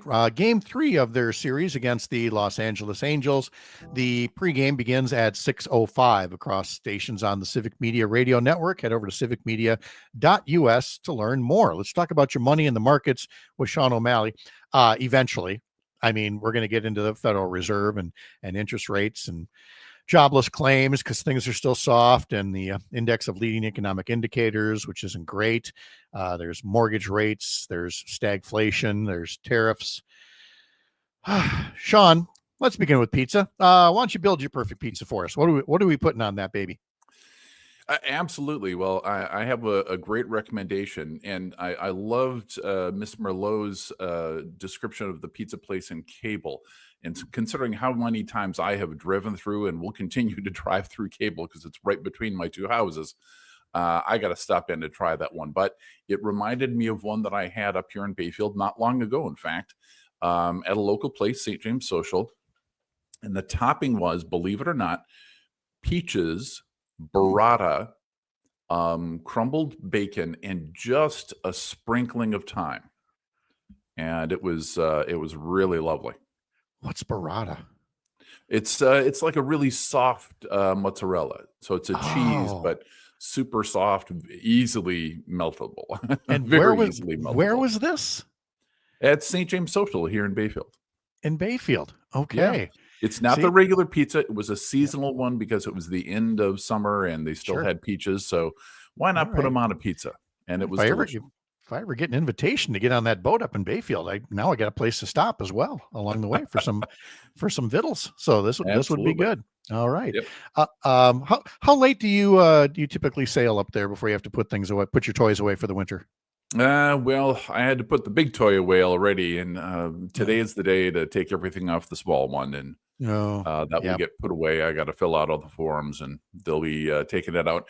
Yeah, there's a new rule that went into effect up here on Chequamegon Point. All the marinas, you cannot have your boat in past the end of October. Now, the reason that this rule exists is due to my father. Oh no, true. He absolutely true story. He loved to do something he called the Sail November Club. And so he would keep his boat in until November, do a final sail the first week in November, and then pull it out. That did not go well back in 1991 when we had the Halloween blizzard. Exactly. Part of the perfect storm that later hit the East Coast, and his boat got frozen into the marina in Cornucopia. Yes. Oh my goodness. So now that's the rule. No more of that. That makes perfect sense now, because I was in the Twin Cities for the Halloween blizzard, and the thread stretched all the way up into Duluth, Ashland, Bayfield. And oh my gosh, I never even thought about that angle of it. Yep. I totally see it now. Basically like being flash frozen into the lake. Oh yes, we did. Yeah, with 30 inches of snow to boot. Yay. Yeah. All right. Well, now that we've got that image in us to say, life gets rough at all kinds of times. It got rough for a time in 1991. It's a little rough right now, given the geopolitics and everything that's out there. So you had the Federal Reserve through the Federal Open Market Committee announcing a cut in short-term interest rates. We've talked a bit about why you would do that. What's your own overview of what it is they discussed or what they ultimately ended up doing? What they ultimately ended up doing was making sure that they saved their jobs. For sure. Because we know everybody, the administration has been talking loud and long about, Trump has been saying, I want rate cuts. I want rate cuts. Well, congratulations, sir. You got your rate cut yesterday from the Fed Open Market Committee. However, it was only a 25 basis point cut, only 1/4%. So it was not, it wasn't Christmas. The markets were, a little mixed. Not all the indices were up on the stock market. So I think it was arguably prudent due to the soft jobs number. It definitely would be enough to go back to the White House and say, hey, we did what you wanted. But they went even further when they indicated that there are 2 more cuts that they're considering later this year. So that sort of sets the stage for, possible future cuts. But that also means that what they're seeing in the data that not all of us may see or not all of us may get is that the economy is continuing to soften. Yeah. That's certainly showing itself in jobless claims, right? Right. We had a big surprise last week with 263,000 initial jobless claims. That was the biggest since I forget which month back in 2021. I think it was April or August or something like that. So a long time. We had another announcement this morning, fortunately a little tamer, 231,000 initial jobless claims. But as we mentioned, I think in one of the earlier shows, there are now more job seekers than there are open jobs. And that hasn't happened in a long time. So just not a real bright employment picture out there. The closest thing to bright would be mortgage rates that had been falling ahead of the announcement on interest rates. And what has that done for refinancing, and what's your overview of that? Yeah. So it was interesting. The mortgage rates went down before the announcement, and it drove up demand by almost 60% from the prior week. So a lot of people looking to capture those lower mortgage rates. And I think a lot of that's driven by, consumers trying to lower their costs. They're dealing with, increased prices pretty much across the board. There is one other bright spot, though. There's going to be your fuel costs will probably be going down. OPEC has recently agreed to increase production significantly. That's going to mean that U.S. producers are going to have less incentive to produce because the price won't be worth it. But you as a consumer will probably be paying less at the pump very shortly. Probably estimates are as much as like 25, 30 cents down per gallon versus what you're seeing now. So good news on the cost cutting side, with the mortgage rates and the fuel costs coming down, but everything else is not going the same direction. We're talking to Sean O'Malley about your money in the markets. We'll continue after the break, followed by Joe Zepecki on this Thursday morning, September 18th. I'm Pat Kreitlow from Up North News, live from Lake Wissota on the Civic Media Radio Network.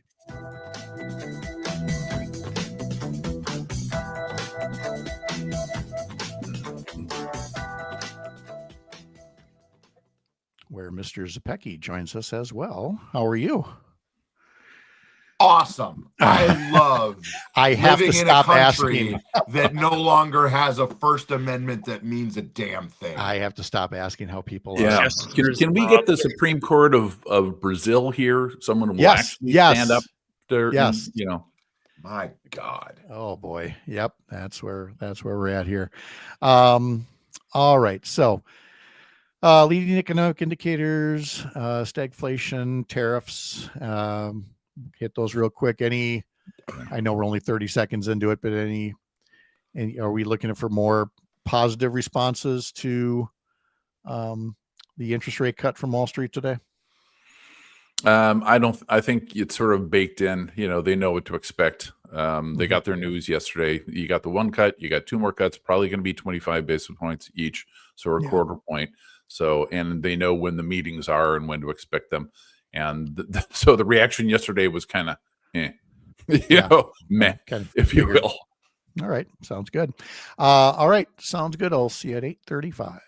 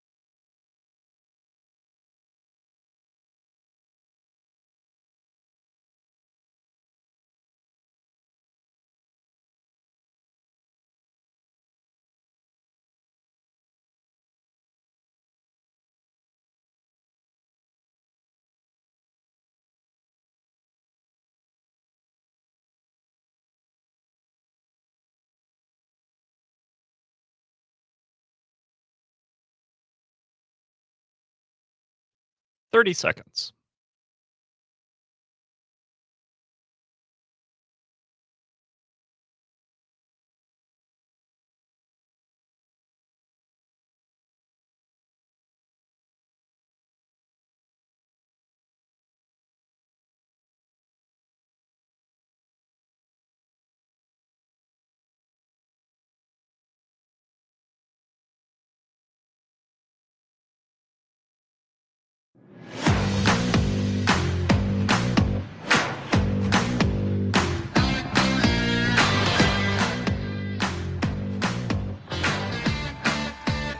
This is normally the time you hear me say you should sign up for our newsletter at Up North News by going to upnorthnewswi.com and clicking subscribe in the banner at the top of the homepage. But I'm not going to say that.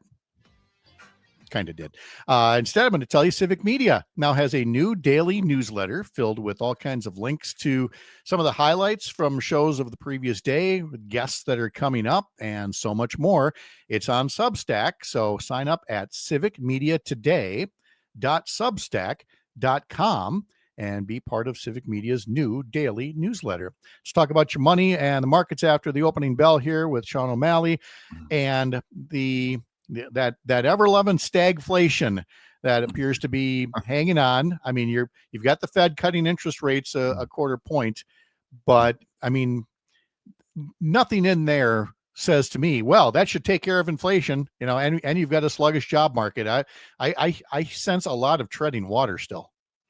Yeah, that's exactly what they're doing, Pat. They're trying to not make any sudden moves. I mean, I think part of it is they're probably a little bit afraid of doing what they did back in 2022, where they kept raising rates and far further than anyone expected them to, and far more aggressively, and they really overshot the mark then. So they're trying to take a more measured response at this time. Certainly, they're making the current administration happy with that move. But yeah, it's sort of a placate to the soft employment market without too much of a raise in rates so that you're going to make inflation even worse than it already is. So there are a lot of factors in play, but we know that everyone is looking and expecting an overall softer economy going forward. Well, especially when you've got like we like to say, on the one hand, inflation, on the other hand, employment. And now you've got this, while you've got things in both hands, you've got the third thing is political pressure, punching you in the gut while you're looking at the things in your two hands here. So, I mean, it's not an easy time to try to actually manage the economy. Very true. Although some would describe that target as a little lower than the gut, but yes. yes. I try to make these things radio friendly where I can. And fine, let's conclude with Tariff Watch, the tax tally. Tariffs are taxes on the American consumer. And what's the tote board looking like? Yeah, this is going to be a new segment that I want to do monthly. So we'll keep track of how much we as consumers have had to pay in additional taxes through the tariffs. So this is going to be the Tariff Watch tax tally. Lots of alliteration there to make it easy to remember. So the Tariff Watch tax tally as of the end of August is $183.6 billion. So that's without a farm bailout. That's without the farm bailout. If you include the farm bailout, most of the experts are saying you're going to need at least double that. Ooh. So, are we winning yet? No, we're just, no, I don't believe we're winning. Screwing over every trading partner we've got, a lot of our allies, and making ourselves obsolete in the process. And I'm just wondering what's going to happen in the future when you try to reestablish commerce with a lot of these trading partners that have now since moved on. And even if they come back, there'll be the mistrust. And I know we talked about it last week in conclusion, but it really sticks with me as you drive around here. You drive around and you see cornfields, but you see a lot of soybean fields, and those soybeans, I mean, it's looking good. It's looking good until they're either left rotting in the field or piling up and rotting, because I believe the tote board for China ordering soybeans does that tote board still read 0 as far as we know? It still reads 0, Pat. That's correct. And remember, you've got to consider that they are the world's biggest buyer of soybeans. But they have decided, and I'm sure this is supported by, President Xi Jinping, of China that they're not going to order a single soybean from the U.S., which seems to be what's happening. And they ordered everything from Brazil instead. And I know exactly what you're talking about with respect to those fields. I drive, past them between the two houses. I see tons of corn out there. I see tons of soybeans, and nothing has been harvested yet. And I'm wondering, will it? I'm wondering, speaking of Brazil, maybe could we import their Supreme Court? I think we should enter negotiations to trade for that. Certainly a Supreme Court with a backbone willing to uphold the rule of law. What a novel concept. That could be something that we could consider. Yeah, against a former president trying to stage a coup. Boy, a Supreme Court exchange would be grand.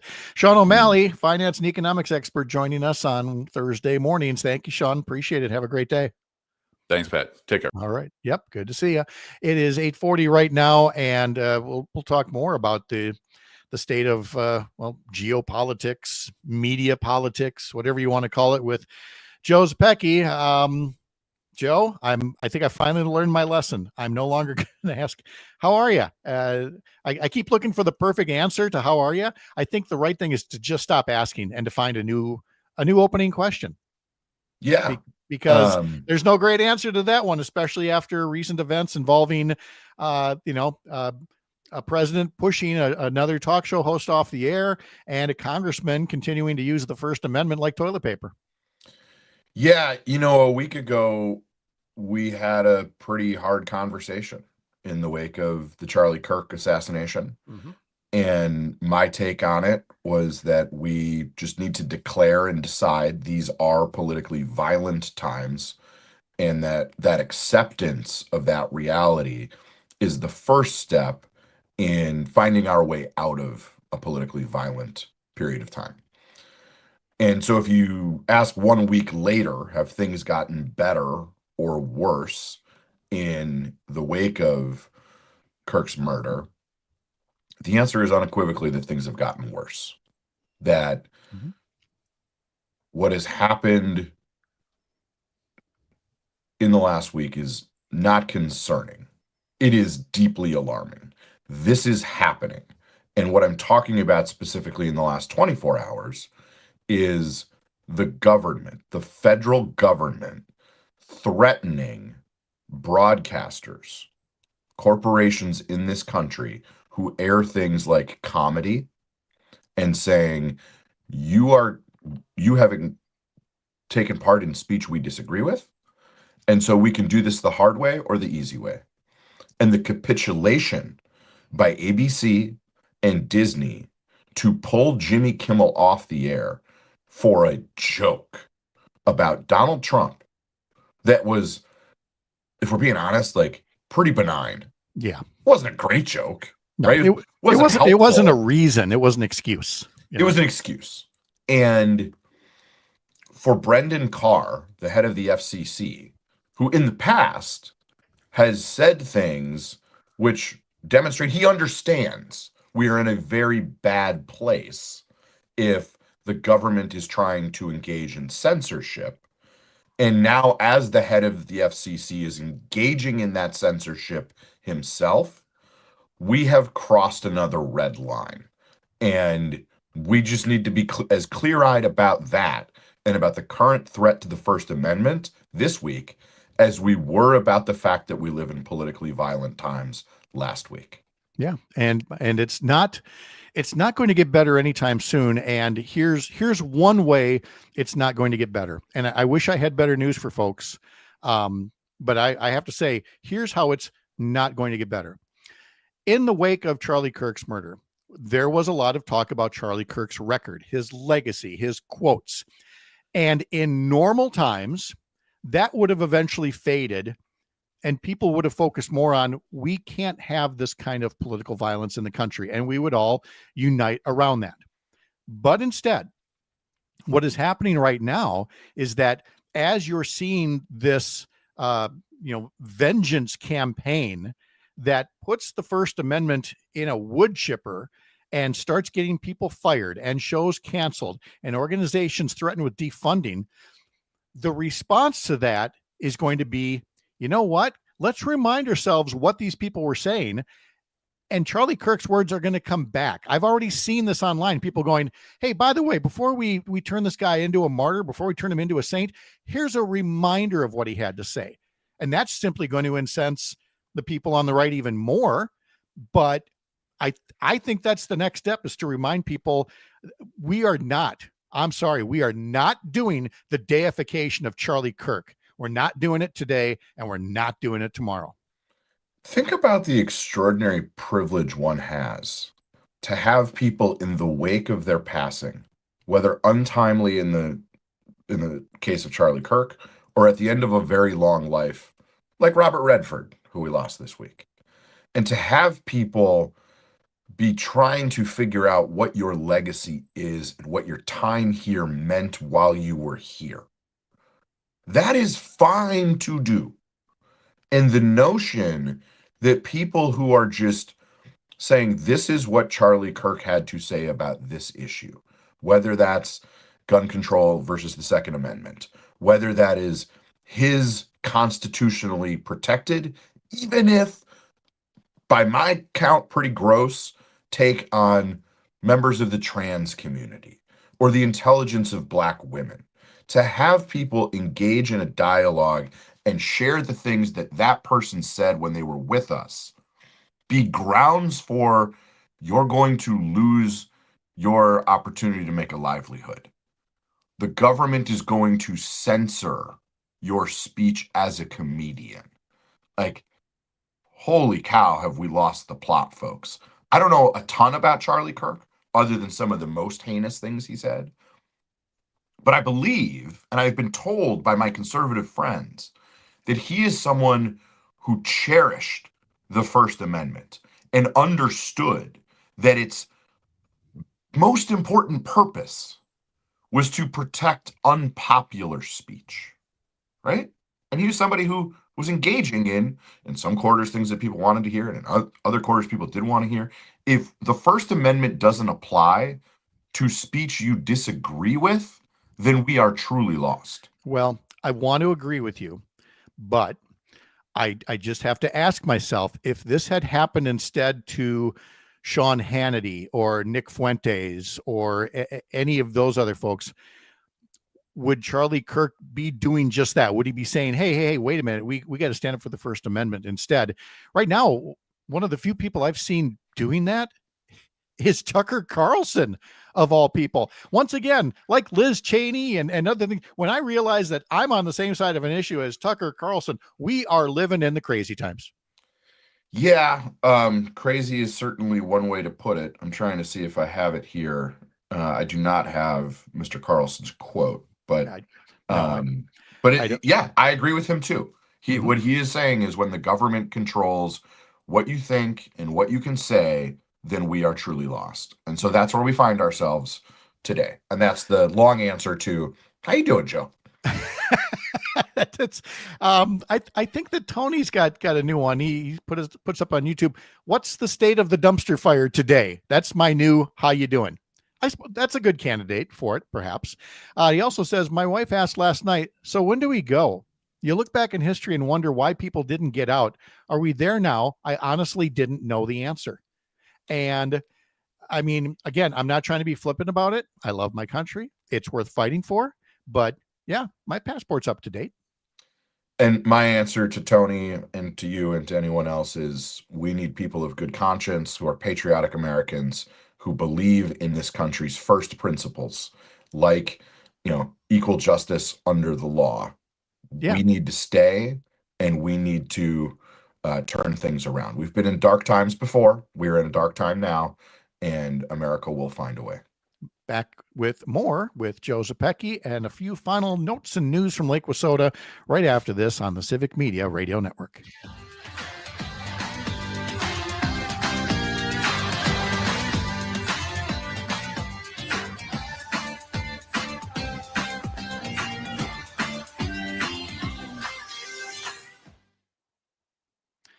All right. Parker, let's play the audio from Derrick Van Orden again, if you've got that at your fingertips. Yeah, I do. Okay. Have fun with this, Joe.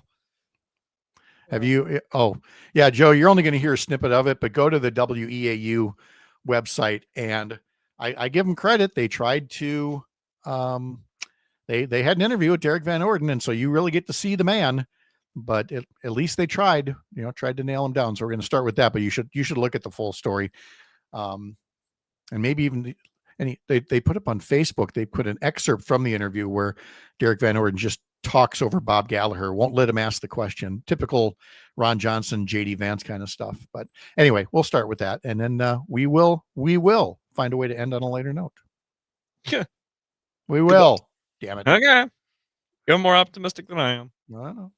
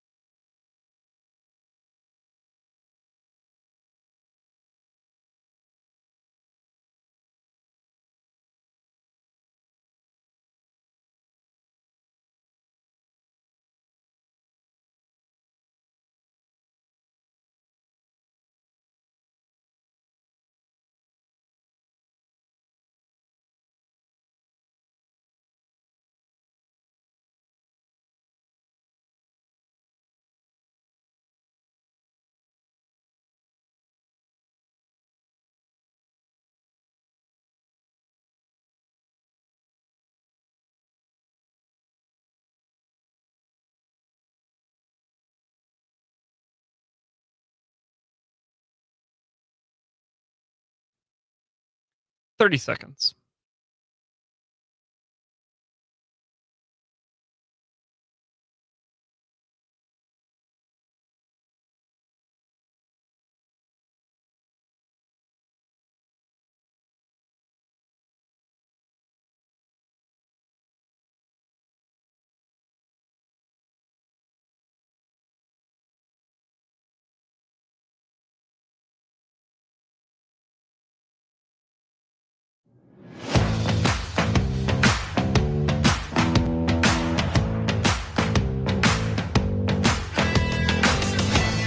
Brewers, Angels, game 3 of the series. Pregame begins at 6:05 this evening on several Civic Media radio stations. Up North News is part of Courier Newsroom, a national pro-democracy news network filled with podcasts and newsletters like the one from Mark Jacob. We'll talk to him tomorrow about his latest newsletter, Media Timidity, from some cowardly journalists after the Charlie Kirk murder. You can read more at stopthepresses.news or couriernewsroom.com. Joe Zepecki continues with us now. And if you missed it earlier, we're going to play back just a snippet of audio as WEAU 13 News in Eau Claire actually reached out to Derrick Van Orden about his threats to defund the city of Eau Claire, one of the largest cities in his district. And Derrick Van Orden was his usual jerk self and hiding behind the federal code that defines domestic terrorism, but without actually saying how.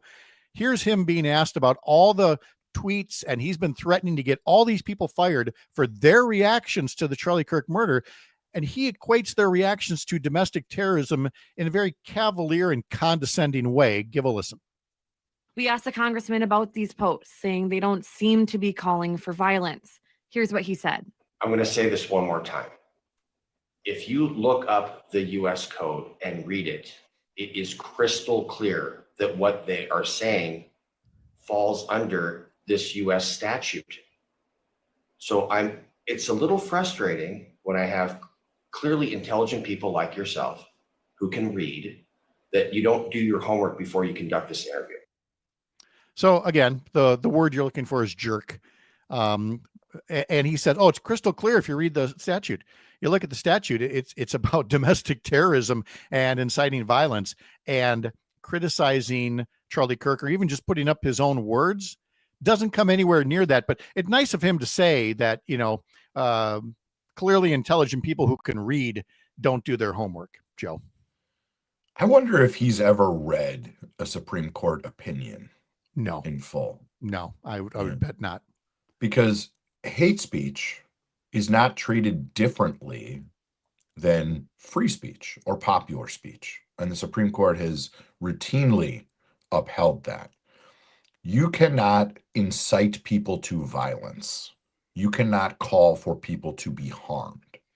And saying, I disagree with this thing that Charlie Kirk said, and then putting it out there, is not hate speech. It is protected free speech in this country. And the fact that Derrick Van Orden does not like it or does not agree with that sentiment does not make it unlawful. And thank goodness he is but a mere member of Congress and not at the head of the executive branch like Donald Trump is. But what we are seeing is it kind of doesn't matter. It's a distinction without a difference, because this executive branch has overstepped and is now trying to police speech in this country. And that is deeply problematic. Oh, yeah. It's policing speech. It's the thought police, however you want to frame it. I would recommend to folks to go over to the weau.com website. The headline is Congressman Derrick Van Orden discusses bill surrounding political violence. You can hear the full report. But to their great credit, at the bottom of the story, they also put the entire 18-minute raw interview. And I've seen excerpts of that raw interview where Derrick Van Orden just talks over the reporters. There are two reporters talking to him, and he just talks over them rather than waiting to hear the question and answering the question, because he's so much smarter than the reporters and just feels the need to talk over them. And I give Channel 13 a lot of credit, because after a lot of local media in the 3rd District have not really given him critical coverage, but proposing this bill that essentially, counts all anti-Charlie Kirk speech as domestic terrorism, I'm glad they jumped right on this and tried to actually show who Derrick Van Orden really is. We are finally getting more of that view out to his constituents than previously. Yeah. I am going to botch who made this joke, but I do think it's important to remember that it's okay to joke. And someone on one of the social media platforms yesterday said, thank God Rodney Dangerfield and Don Rickles aren't around anymore, because we would all be really, really sad to see them locked up and imprisoned. Yeah. I mean, again, heaven forbid. And it's going to be an expensive lesson for Van Orden and others as anything like this is challenged. There are going to be, right now, we're only hearing about the firings, the threats, the cancellations. They will eventually be followed by the lawsuits. And it's going to be long and drawn out and very expensive to taxpayers. And I do still feel like it's going to cost them a lot next year in the midterms, as otherwise moderate or even lean right voters go, this is not really a group of people I want to keep in power. This is not what the American people voted for. They were concerned about high prices. They were concerned about an economy that isn't working for folks. And rather than focus on making people's lives better and addressing that, you instead have a MAGA majority Congress that has abdicated its constitutional responsibilities to be a check and balance. You have an executive branch that is overreached into nonsense like attacks on the First Amendment, and voters are seeing that. And it is not to the political benefit of Republicans. They can still get smart. They can figure this out, but I'm not holding my breath. No. So we'll, of course, be following this on all of the civic media shows until or unless, the FCC wants to come down in some other way, shape, or form. But in the meantime, we'll keep doing our talk shows. We'll keep doing our sports. We've got the Brewers who are playing again tonight. And Joe, we're now in the season of trepidation for me, because we already know things are going well. So now as you're waiting for that injury, like the Angels pitcher yesterday, who got drilled on his pitching arm by a 107-mile-an-hour hit. I'm living in fear now for the final 2 weeks of the season. We need to be able to find joy in all the places. Don't pre-grieve. Thank the you. Brewers. Thank you. I so needed to hear that. And you know what? That applies to a lot of things. Don't pre-grieve. I like it. Joe Zepecki, thank you as always. I appreciate it so much. Talk to you next week. All right. Again, tomorrow we'll have our usual week in review panel. We'll have former U.S. Attorney Jim Santel and journalists Mark Jacob and Jennifer Schulze. We'll have Kia Vakil from Courier Newsroom, Dr. Kristen Lyerly, and Mike Clemens giving us sports. I'm Pat Kreitlow, founding editor of Up North News. Enjoy your Thursday. See you bright and early tomorrow morning, 6 a.m. here up north.